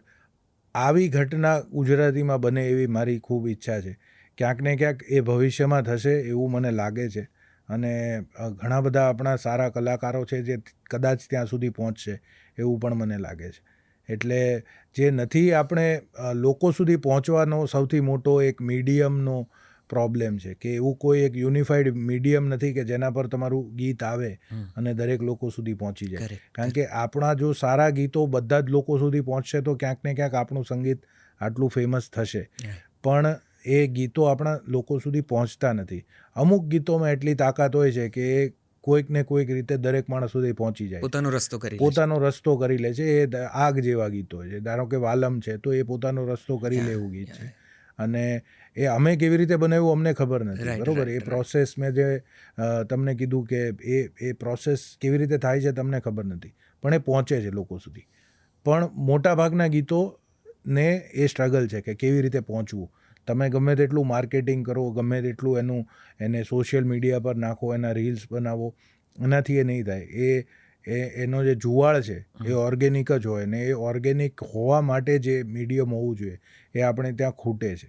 એટલે ધારો કે જલસો એક એવું મીડિયમ છે, એપ, એ ધારો કે એટલી પ્રસિદ્ધ થઈ જાય અને દરેક ગુજરાતના ખૂણામાં રહેતા ગુજરાતી સુધી એ પહોંચી જાય તો અને ગુજરાતી ફિલ્મોના ગીતો એના પર રિલીઝ થાય અને લોકો એને સાંભળે, જે સ્પોટિફાઈ જેવું એક પેરેલલ ગુજરાતી સ્પોટિફાઈ બને. એવું જો થાય તો પછી આ પ્રકારની ઘટના પણ પોપ્યુલર છે કે ગુજરાતી સંગીત એટલું પોપ્યુલર થાય. એ પછી ફિલ્મના પણ હોઈ શકે, ભક્તિ સંગીતના પણ હોઈ શકે, કોઈ પણ ગીતો હોઈ શકે, ફોક પણ હોઈ શકે અને ઘણા સારા આપણે ત્યાં સિંગરો છે કે જે લોકો બ્રેકઆઉટ થઈ અને જીગરા જેવા સિંગરો છે, સારા સંગીતકારો છે. હાર્દિક દવે એકદમ યુનિક પ્રકારનું સંગીત બનાવે છે.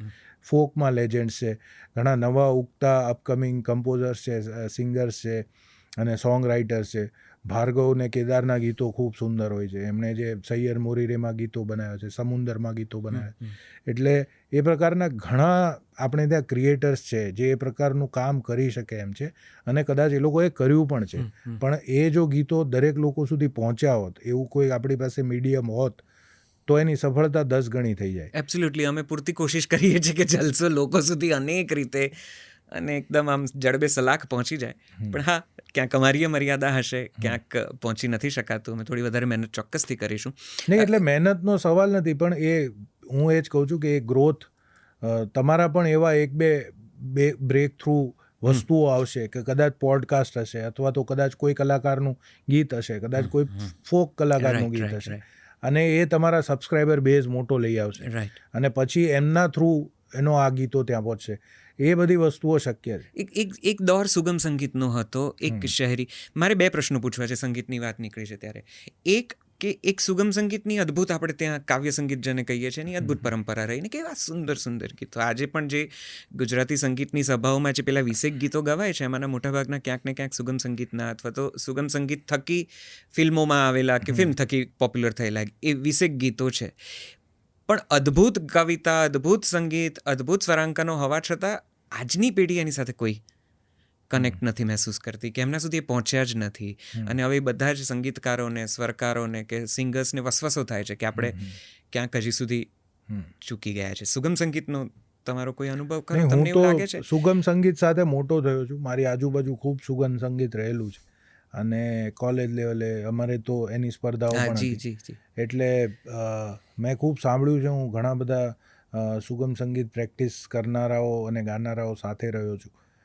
પાર્થિવ મારો ખાસ મિત્ર હતો, ભાવનગરનો જ હતો. બીજા તે પણ ત્યાંના ઘણા લોકો એ ગાઈને એનો મોટા થયા છે ક્યાંક ને ક્યાંક. તો હું તો બહુ એનો પાયાથી જોડાયેલો છું એની સાથે. પણ એ ક્યાંક ને ક્યાંક પોપ્યુલર નથી થયું ને, એ આપણું એક સમાજ તરીકે બહુ મોટું આપણું એક લોસ છે.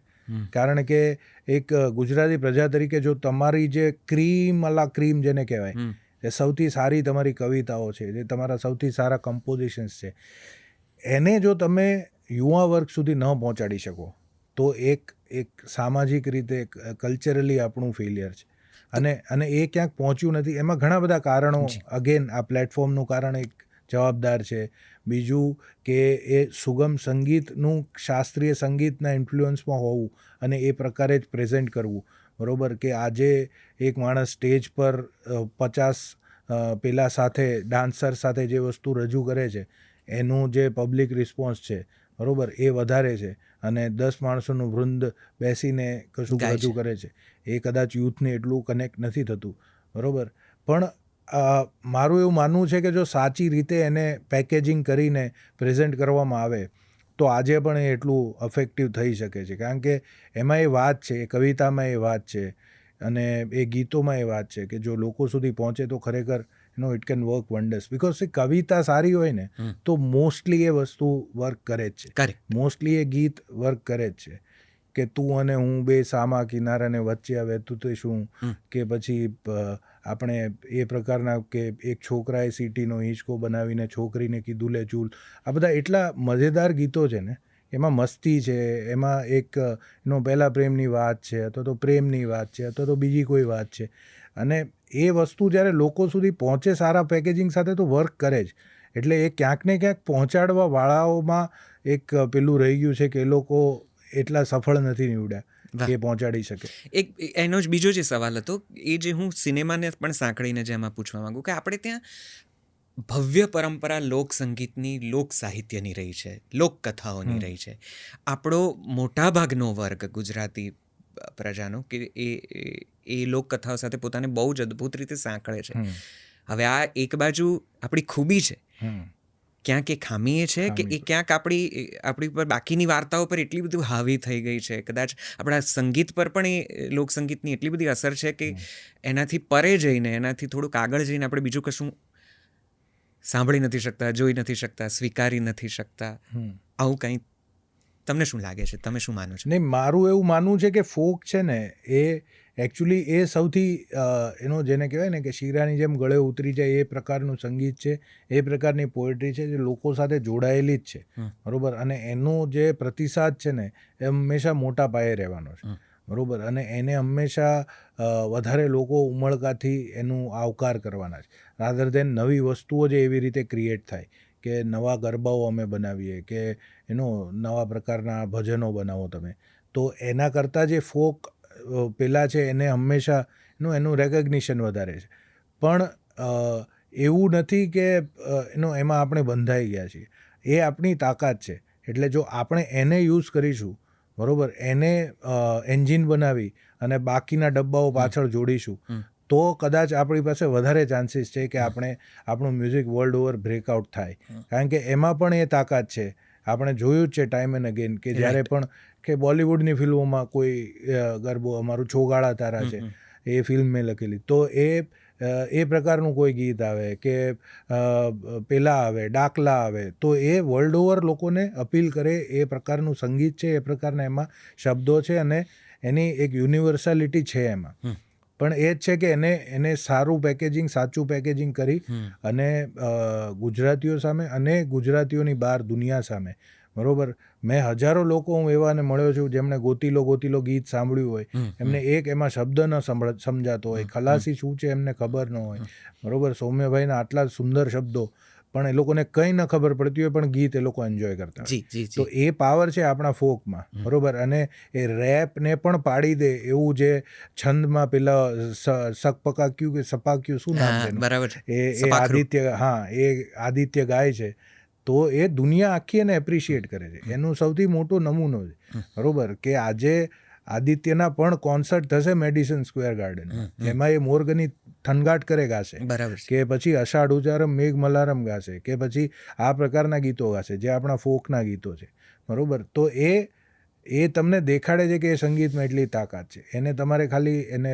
સારી રીતે એનું પેકેજિંગ કરવાની જરૂર છે અને સાચા પ્લેટફોર્મ પર મૂકવાની જરૂર છે. સો આ પેકેજિંગ કરવાની ચાહતમાં ક્યાંક એક સરખું આવે છે એવું તમને વ્યક્તિગત રીતે ક્યાંક એ નડે છે ખરું? કારણ કે હું તમારા ગીતોનો ધારો કે સહેજ અભ્યાસ કરું તો મને એવું થાય કે આ પેલું ડફોળ એ ચમત્કારી કંઈક ઘટના હતી, પણ પછી હવે એ કદાચ ક્યાંક કંટ્રોલ-C કંટ્રોલ-V થતી લગભગ બધા ગીતોમાં એવી રીતે આવવા માંડી છે કે નિરેનભાઈના ગીતોમાં આવો એકાદ શબ્દ તમને મળી આવે, અથવા કદાચ આ જ ફોર્મ્યુલા ક્રેક થઈ ગઈ છે અને આ જ રાઈટ પેકેજિંગ જાણે કે મળી ગયું છે તો લોકોને મજા પડે છે એટલે આપવું પણ પડે છે, એ પણ એક મર્યાદા છે. તો ક્યાંક તમે ગીતકાર તરીકે કે તમારા જેવા જે પણ ગીતકારો સંગીતકારો હશે એમને આ પેકેજિંગની મર્યાદા પણ ક્યાંક તો નડતી હશે, તમને એવું લાગે છે કે ક્યાંક બંધ થઈ જવાય છે? હું એ પેકેજિંગની વાત નથી કરતો, હું એને કેવી રીતે પ્રેઝન્ટ કરવામાં આવે છે એની વાત કરું છું.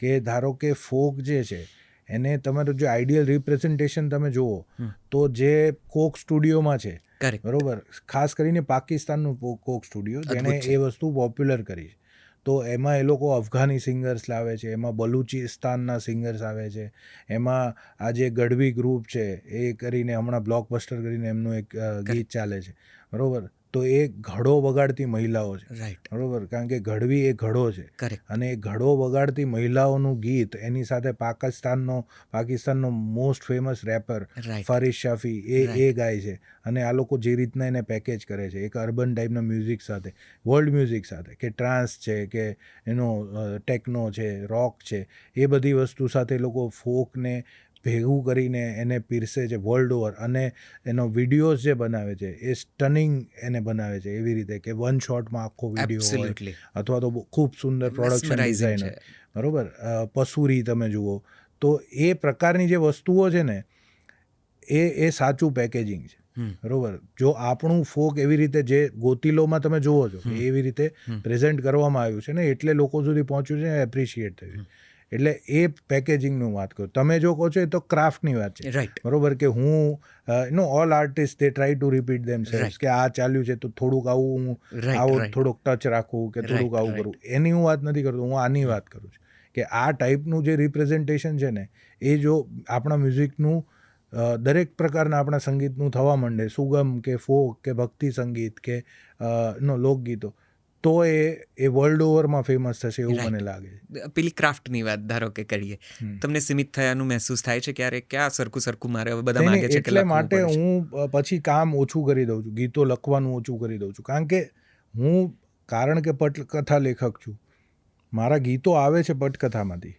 હું એક કવિ તરીકે નથી વિચારતો, એટલે હું હંમેશા એ લોકોને કહું છું કે તમે મને બ્રીફ સાચી આપો, બરોબર, તમે ખાલી એમ કહી દેશો કે લવ સોંગ હવે લખી નાખો તો હું નહીં લખી શકું, બરોબર, કારણ કે હું એવી રીતે ફંક્શન નથી કરતો. એક કવિ હોય ને એ કદાચ પ્રેમ ગીત લખી શકે, 2000 પ્રેમ ગીતો લખી નાખે, એને વાંધો ન આવે. હું કારણ કે પટકથાકાર છું તો મારે એ પાત્રો શું છે, વાર્તામાં ક્યાં આવે છે, એ લોકોની મનોદશા શું છે, એ શું વિચારે છે અને શું કહેવા માગે છે, જે કદાચ તમે પોએટિકલી કહી દો, કદાચ તમે એની ભાષામાં કહો, અથવા તો કંઈક આપો કે તમે શૂટ કેવી રીતે કરવાના છો, બરોબર, એ આપો. એટલે મેં દુર્ગેશ તન્ના જે ડિરેક્ટર છે એને કહેલું કે તું મને એટલીસ્ટ કંઈક તો આપ, તો એણે કીધું કે હું શૂટ કરવાનું છું રાઉન્ડ ટ્રોલી લગાડીને, બરોબર, કે હીરો વચ્ચે ઊભો છે ને આજુબાજુમાં કેમેરો ફરી રહ્યો છે, એટલે એના પરથી મેં ગીત લગેલું ઘૂમે જાય રે, લવની લવ સ્ટોરીઝ, બરોબર, એટલે કંઈક એવી તમને something to hang on two, બરોબર, એટલે એના પરથી પછી મારા ગીતો પણ બહુ જો એનો વન નોટ બ્રીફ હોય તો પછી એટલું સારું ગીત બનતું નથી, એવું મેં નોટિસ કર્યું, એટલે હું ઓછું હવે કોશિશ કરું છું કે જે ડિસ્ટિંક્ટ જેમાં પોસિબિલિટી હોય સારું ગીત બનાવવાની એવું જ કરવું એમ. નિરેનભાઈ, તમારો એટલો બધો અદ્ભુત વ્યાપ છે, એટલો મોટો ફલક છે કે મને એમ થાય કે હું કાંઈ ચૂકી ના જાઉં ને ફરી આવી તક મળશે કે કેમ, આટલો બધો તમારી પાસે સમય હશે કે કેમ, તો આજની ઘડી તે રળિયામણી કરીને મારાથી બનતું પૂછું છું. છતાં જે આખા સંવાદનું જે છેલ્લે કેન્દ્રબિંદુ આવે છે એ પેલો બધો ભાર કન્યાની ઘેડ ઉપર આવે છે એમ લેખન તરફ આપણે હરીફરીને વળીએ છીએ, ચાહે ક્રાફ્ટ હોય, પેકેજિંગ હોય, ફિલ્મ હોય, નાટકો હોય, ગીતો હોય, Gujarati, Hindi, English, regional films.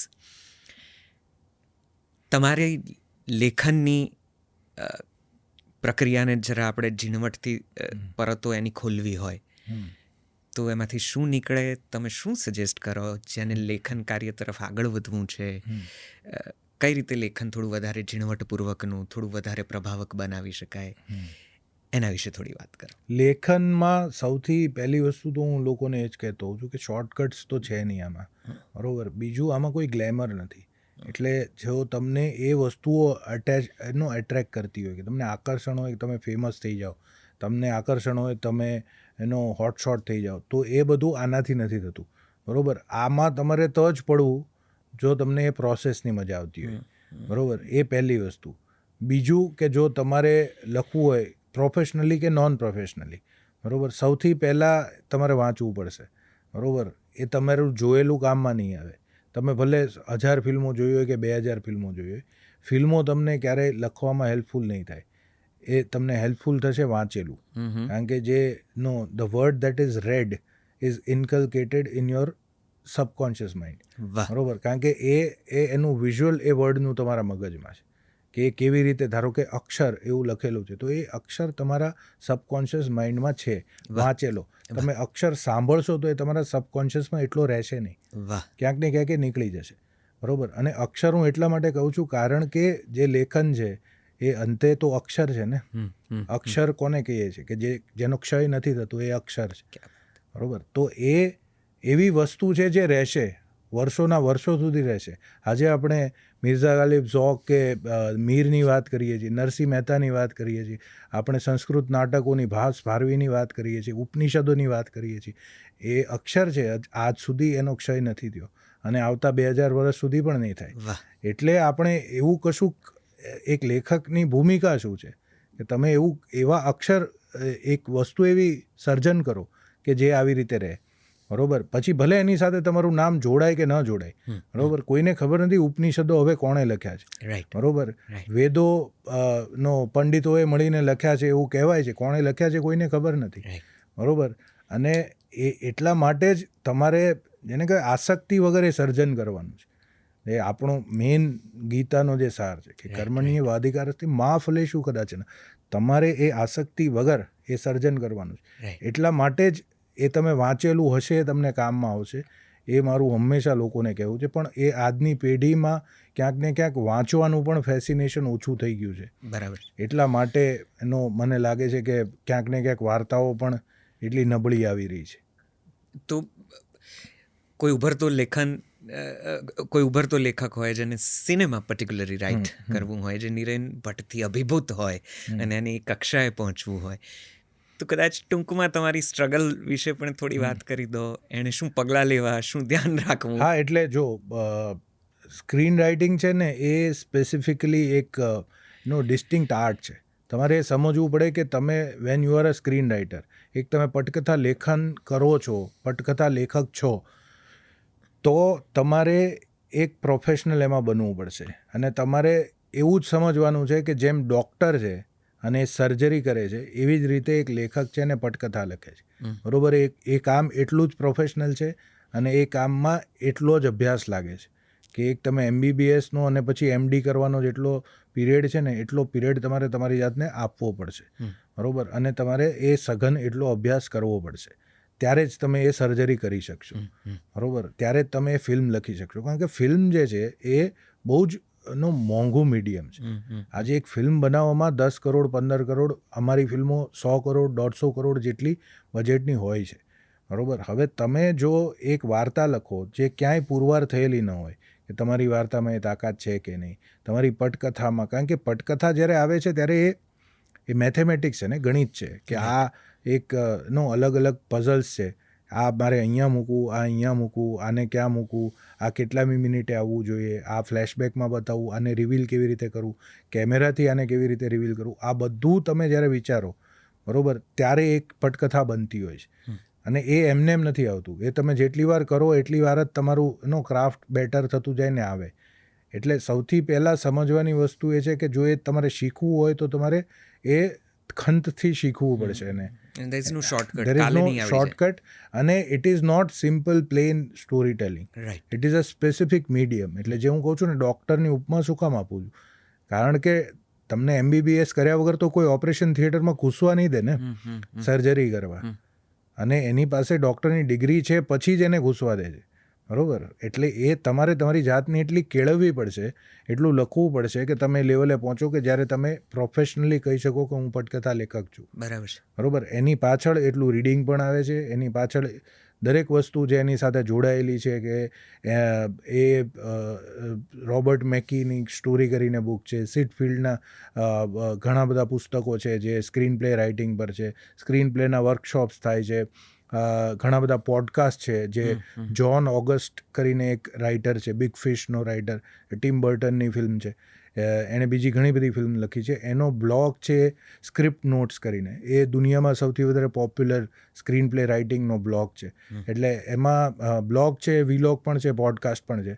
તમને જો ખરેખર ઇન્ટરેસ્ટ હોય તો તમારે જે કંઈ પણ સવાલ હોય સ્ક્રીન રાઇટિંગમાં, કે ભાઈ એક્શન કેવી રીતે લખવું, બરોબર, ટ્રાન્ઝિશન કેવી રીતે, કે કટ ટુ, કે ડિઝોલ્વ ટુ, કે એ ક્યાં શું રાખવું, બરોબર, કે મોન્ટાજ કેવી રીતે લખવો, ડે ટુ નાઇટ ટ્રાન્ઝિશન કેવી રીતે કરવું, એક માણસ ગાડીમાં બેઠો છે તો એ ઇન્ટિરિયર છે કે એક્સટિરિયર છે, બરોબર, એ બધી વસ્તુ તમને જે કાંઈ સવાલ હોય એના જવાબો ત્યાં મળી જાય. હું એ વાંચીને શીખ્યો છું, એટલા માટે કહું છું. એટલે એવી ઘણી બધી વસ્તુઓ છે જે છે. સૌથી વધારે ઇફેક્ટિવ એ સ્ક્રિપ્ટ્સ વાંચી અને એ ફિલ્મ જોવી છે. તમને જે ફિલ્મ ગમતી હોય, ધારો કે બાલાની ફિલ્મ છે, સ્ક્રિપ્ટ ઓનલાઈન છે, બરોબર, દરેક ઇંગ્લિશ ફિલ્મની સ્ક્રિપ્ટ ઓનલાઈન હોય છે. તમે એ સ્ક્રિપ્ટ ડાઉનલોડ કરો, એ સ્ક્રીન પ્લે વાંચો અને ફિલ્મ જુઓ, અને તમને ખબર પડશે કે આ જે દ્રશ્ય તમે જોઈ રહ્યા છો એને લખાય કેવી રીતે સ્ક્રીન પ્લે ફોર્મેટમાં. અને એ તમે 2-3 ફિલ્મમાં કરો તો તમારું એ ક્રાફ્ટ એનું વધારે, હું હજી સુધી કરું છું. મને જે ફિલ્મો ગમે છે એના સ્ક્રીન પ્લે ડાઉનલોડ કરું, વાંચું સ્ક્રીન પ્લે, અને પછી ફરીવાર ફિલ્મ જોઉં. એટલે તમને એક્ઝેક્ટલી ખ્યાલ આવે કે એણે શું લખ્યું હશે અને એનું વિઝ્યુઅલ રિપ્રેઝન્ટેશન કેવું છે. કારણ કે એક દ્રશ્યનું માધ્યમ છે, તમારે દ્રશ્યો લખવાના છે. સ્ક્રીન પ્લે શું છે કે તમે you are telling a story through visuals. Correct. અને તમારું કામ છે દ્રશ્યો લખવાનું. કારણ કે હું તો નાટકનો માણસ હતો તો હું સંવાદો લખતો હતો. પછી હું સમજ્યો કે ના, સ્ક્રીન પ્લે સંવાદો નથી, ખાલી દ્રશ્યો તમારે બનાવવાના. તમારે ઇમેજિનેશન વાપરી અને એ ક્રિએટ કરવાનું છે કે સ્ત્રી આવી રીતે આવશે, એક માથું આવી રીતે દળતું આવશે, પછી એ છોકરી એને જોશે, એને ક્યુરિયોસિટીથી જોવા માગે છે કે શું છે, અને એ ટર્ન થશે ને એમાં પેલું એક આનું માથું છે, બરોબર, અને એના વાળ પેલીના હાથ પકડશે ને ઉડીને એક દિવાલમાં જતું રહેશે.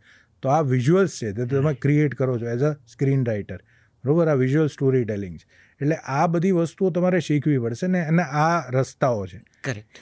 કે વર્કશોપ્સ, ડિગ્રીઓ પણ થાય છે. FTIમાં સ્ક્રીન રાઇટિંગનો કોર્સ થાય છે, પેલા SRFTIમાં થાય છે, સત્યજીત રે ફિલ્મ ઇન્સ્ટિટ્યૂટમાં, વિસ્લિંગ વુડ્સમાં થાય છે. પણ મારા વતે ડિગ્રીઓ કરતાં વધારે અગત્યનો એ છે કે તમે એને પ્રેક્ટિસ કરો ક્રાફ્ટને, અને આ રીતના શીખો કે જે લખાયેલી સ્ક્રિપ્ટ છે એને વાંચીને એ ફિલ્મો જુઓ તો તમને વધારે આઈડિયા આવશે. એબ્સોલ્યુટલી. એટલે મને લાગે છે કે આ જે પણ જોતા હશે એમના માટે તો એક માસ્ટર ક્લાસ જેવી અનુભૂતિ હશે. તમારા સ્ટ્રગલિંગ દિવસો પણ ઘણા રહ્યા હશે આવું લખતા. મને ખબર છે તમે ઘણી બધી સિરિયલ્સ લખી છે, ડેલી સોપ્સ લખી છે, એમાંની કેટલીક તો આમ શરૂ થઈને મહિનામાં ઢબ થઈ ગઈ, અને પછી કારણ કે જોબ છોડી દીધી હતી, એટલે તમારા માટે એ પણ પ્રશ્ન હતો કે આ કેવી રીતે થશે. How to face the struggling period, how to kind of go through that, શું ધ્યાન રાખવું, શું કરવું, કેવી રીતે સસ્ટેન થવું લેખક તરીકે. સ્ટ્રગલ સૌથી વધારે એટલા માટે છે કારણ કે છે ને એક પ્રકારનું, હું એ જ કહું છું કે એક પ્રકારનું ટોક્સિક વસ્તુ છે આ. કારણ કે એ તમને એટલા બધા રિજેક્શન્સ મળે છે કે રોજ ઉઠીને કોઈક માણસ કહે છે કે આ નથી બરોબર, આ નથી સારું, આમાં એટલી મજા નથી, આ તે. એટલે કોઈ પણ એક ક્રિએટિવ માણસ માટે ને એ પ્રોસેસ જે છે ને એ બહુ, જેને કહેવાય ને, હાર્ટ બ્રેકિંગ છે. રાઈટ. કે તમારું કોન્ફિડન્સ તૂટી જાય, તમે શેલમાં જતા રહો, તમને મેન્ટલ હેલ્થના ઇશ્યુઝ થઈ જાય, એવું ઘણું બધું થાય. એટલે એટલા માટે એક ક્યાંક છે ને એક, જેને કહેવાય ને કે ગાંડપણની હદનો કોન્ફિડન્સ, કે આ છે એ પઝલ જ છે કે આ જેનું એ ચોકઠું હશે એમાં જે બંધ બેસશે, બરોબર. એટલે જો બીજા 5 લોકો એને રિજેક્ટ કરે છે એનો મતલબ એમ નથી કે it is not good enough. Right. It means they don't understand it. Okay, and someday I'll find a person who will understand it. Okay, and that's how you go about it. કે એ નથી પણ થતું તો પણ તમે કોશિશ એના માટે કરતા રહો કે ના, આજે નહીં તો કાલે થઈ તો જશે જ. અને મને એ કોન્ફિડન્સ હતો કારણ કે હું તો થિયેટરનો માણસ હતો. મેં તો જોયેલું કે હું જો લખું છું એમાં લોકો હસે છે અથવા તો રડે છે, કે જે નાટકનું પેલું હોય તો ઓબ્જેક્ટિવ હોય, તો એ મેં જોયેલું. એટલે મને ત્યાં શંકા નથી. મને ખબર હતી કે it's a matter of time only. એટલા જ માટે તમે જે ગુજરાતી ફિલ્મોની કે સંગીતની વાત કરો છો, તો મેં એ જે સંભાવના છે એ આ બધા ડિરેક્ટર્સ કે રાઇટર્સમાં જોઈ છે ક્યાંક ને ક્યાંક, કે સંભાવનાઓ છે એ લોકોમાં, એ પોટેન્શિયલ છે જે અનટેપ છે, બરોબર. અને એક દિવસ એ વિસ્ફોટ થશે જ્યારે એ પોટેન્શિયલ કન્વર્ટ થશે સક્સેસમાં, અને ત્યારે એને એક્સેપ્ટન્સ મળશે માસ સ્કેલ પર, રાઈટ, બરોબર. હજી અત્યારે છે એક્સેપ્ટન્સ, ક્યાંક ને ક્યાંક કોઈક ફિલ્મોમાં મળી જાય છે, કોઈકમાં નથી મળતું, પણ એ જે મોટી ઘટના છે એ થશે. કારણ કે આ મેં ટાઈમ એન્ડ અગેન, અને મારા સ્ટ્રગલિંગ પીરિયડમાં ખાસ, કે જ્યારે કામ નહોતું બનતું કે નહોતું મળતું, અને ઇન્ડસ્ટ્રીની હાલત ખરાબ હતી, મંદી હતી, ચેનલો બંધ થતી હતી, ફિલ્મો નહોતી બનતી, ફિલ્મોમાં આપણને કોઈ ઓળખતું નહોતું, કોઈ ભરોસો નહોતું કરતું. એટલા માટે એ ટાઈમમાંથી થ્રુ જવા માટે જો તમને એ ખબર હોય કે ના પોટેન્શિયલ તો છે, બરોબર, it's just a matter of time કે you meet the right people at the right time. Right. તમારે જે વાર્તા કહેવી છે એને બનાવવી છે, અને એને એટલો ભરોસો બેસે છે કે ના આની લખેલી વાર્તા હું કરીશ તો મને પણ ફાયદો થશે, ત્યારે એ થઈ જશે. વાહ, મને લાગે છે કે ઘણું બધું પૂછી લીધું, ઘણું બધું આપે વાત કરી, ઘણું બધું જાણ્યું. નીરેન ભટ્ટને હવે ક્યાં મળીશું, કેવી રીતે મળીશું, લેખક તરીકે, ગીતકાર તરીકે શું કરો છો ભવિષ્યમાં, અમારા માટે શું શું સરપ્રાઈઝ છે તમારા નહીં, ક્યાં થેલામાં? મળીશું ફરીવાર, મને તો એ જ રાજેન્દ્ર શુક્લના શેર યાદ આવે છે કે પુકારો ગમે તે સ્વરે હું મળીશ જ, સમયના કોઈ પણ સ્તરે હું મળીશ જ. એટલે નવા ઘણા બધા કામો આવશે, ગીતો આવશે, ક્યારે શું આવશે મને ખબર નથી, કે ફિલ્મોનું કેલેન્ડર હંમેશા બીજી ફિલ્મો ક્યારે છે, ક્યારે વિન્ડો છે એના પર બેઝ છે, પણ ફિલ્મો પણ છે ઘણી બધી, OTTના શોઝ છે મોટા મોટા, ગીતો છે, બધું આવતું રહેશે એક પછી એક. વાહ, thank you so much sir. Thank you so much નિશતભાઈ.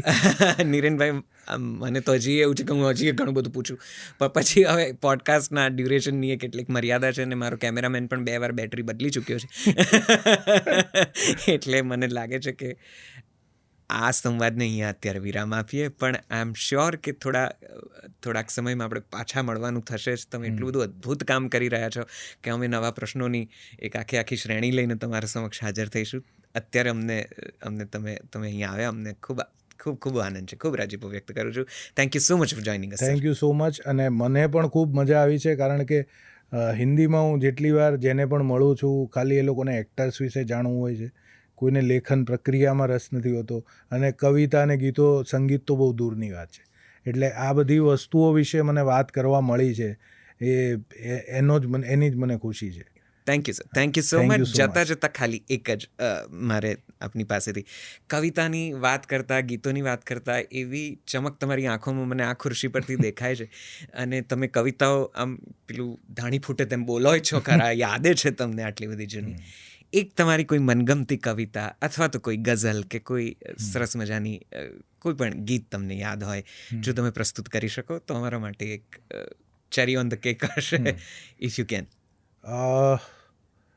હું મને એક મારી બહુ પ્રિય રચના છે ગુલઝાર સાહેબની, જી, અને એ ક્યાંક ને ક્યાંક છે ને થોડી બિટર છે, પણ ક્યાંક ને ક્યાંક એ જીવનનું સત્ય પણ છે એવું મને લાગે છે. એટલે આને કમ્પોઝ કરી છે વિશાલ સાહેબ, એક બૂઢે પહાડો પર કરીને એમનું આલ્બમ છે, એમાં છે. તો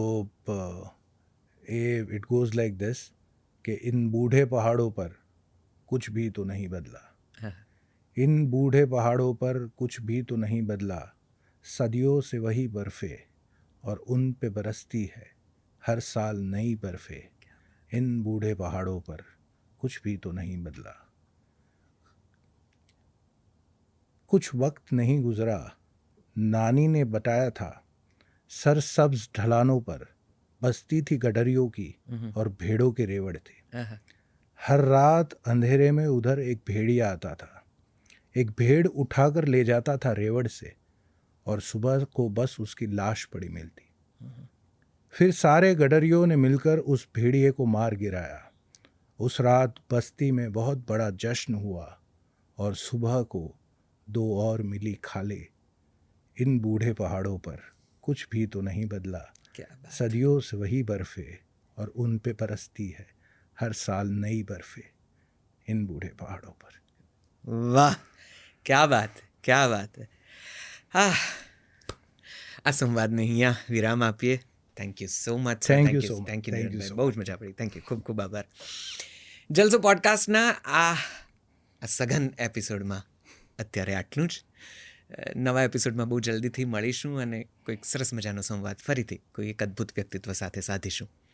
મીનવાઇલ, જલસો એ ગુજરાતી સંગીત, સાહિત્ય, ગુજરાતી ભાષાને સમર્પિત એકમાત્ર એપ્લિકેશન છે. અહીંયા ગુજરાતી ભાષાનું અદ્ભુત કન્ટેન્ટ તમને મળી આવશે. ગીતો, સાહિત્ય, ઓડિયો બુક્સ, કોન્વર્સેશન્સ, ઓડિયો પોડકાસ્ટ એટલે માત્ર ઇન્ટરવ્યૂ નહીં, ઓડિયો પ્રોગ્રામ્સ, કથા, કવિતા, બાળગીતો, બાળનાટકો, ઘણું બધું.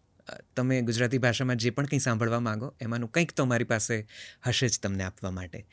ડાઉનલોડ કરી લેજો ને પ્લે સ્ટોર, એપ સ્ટોર પરથી આ સરસ મજાની એપ્લિકેશન. અમને થોડું વધારે બળ મળશે. અત્યારે વિરામ લઉં છું. ફરીથી જલ્દી મળીએ છીએ. આવજો. નમસ્તે.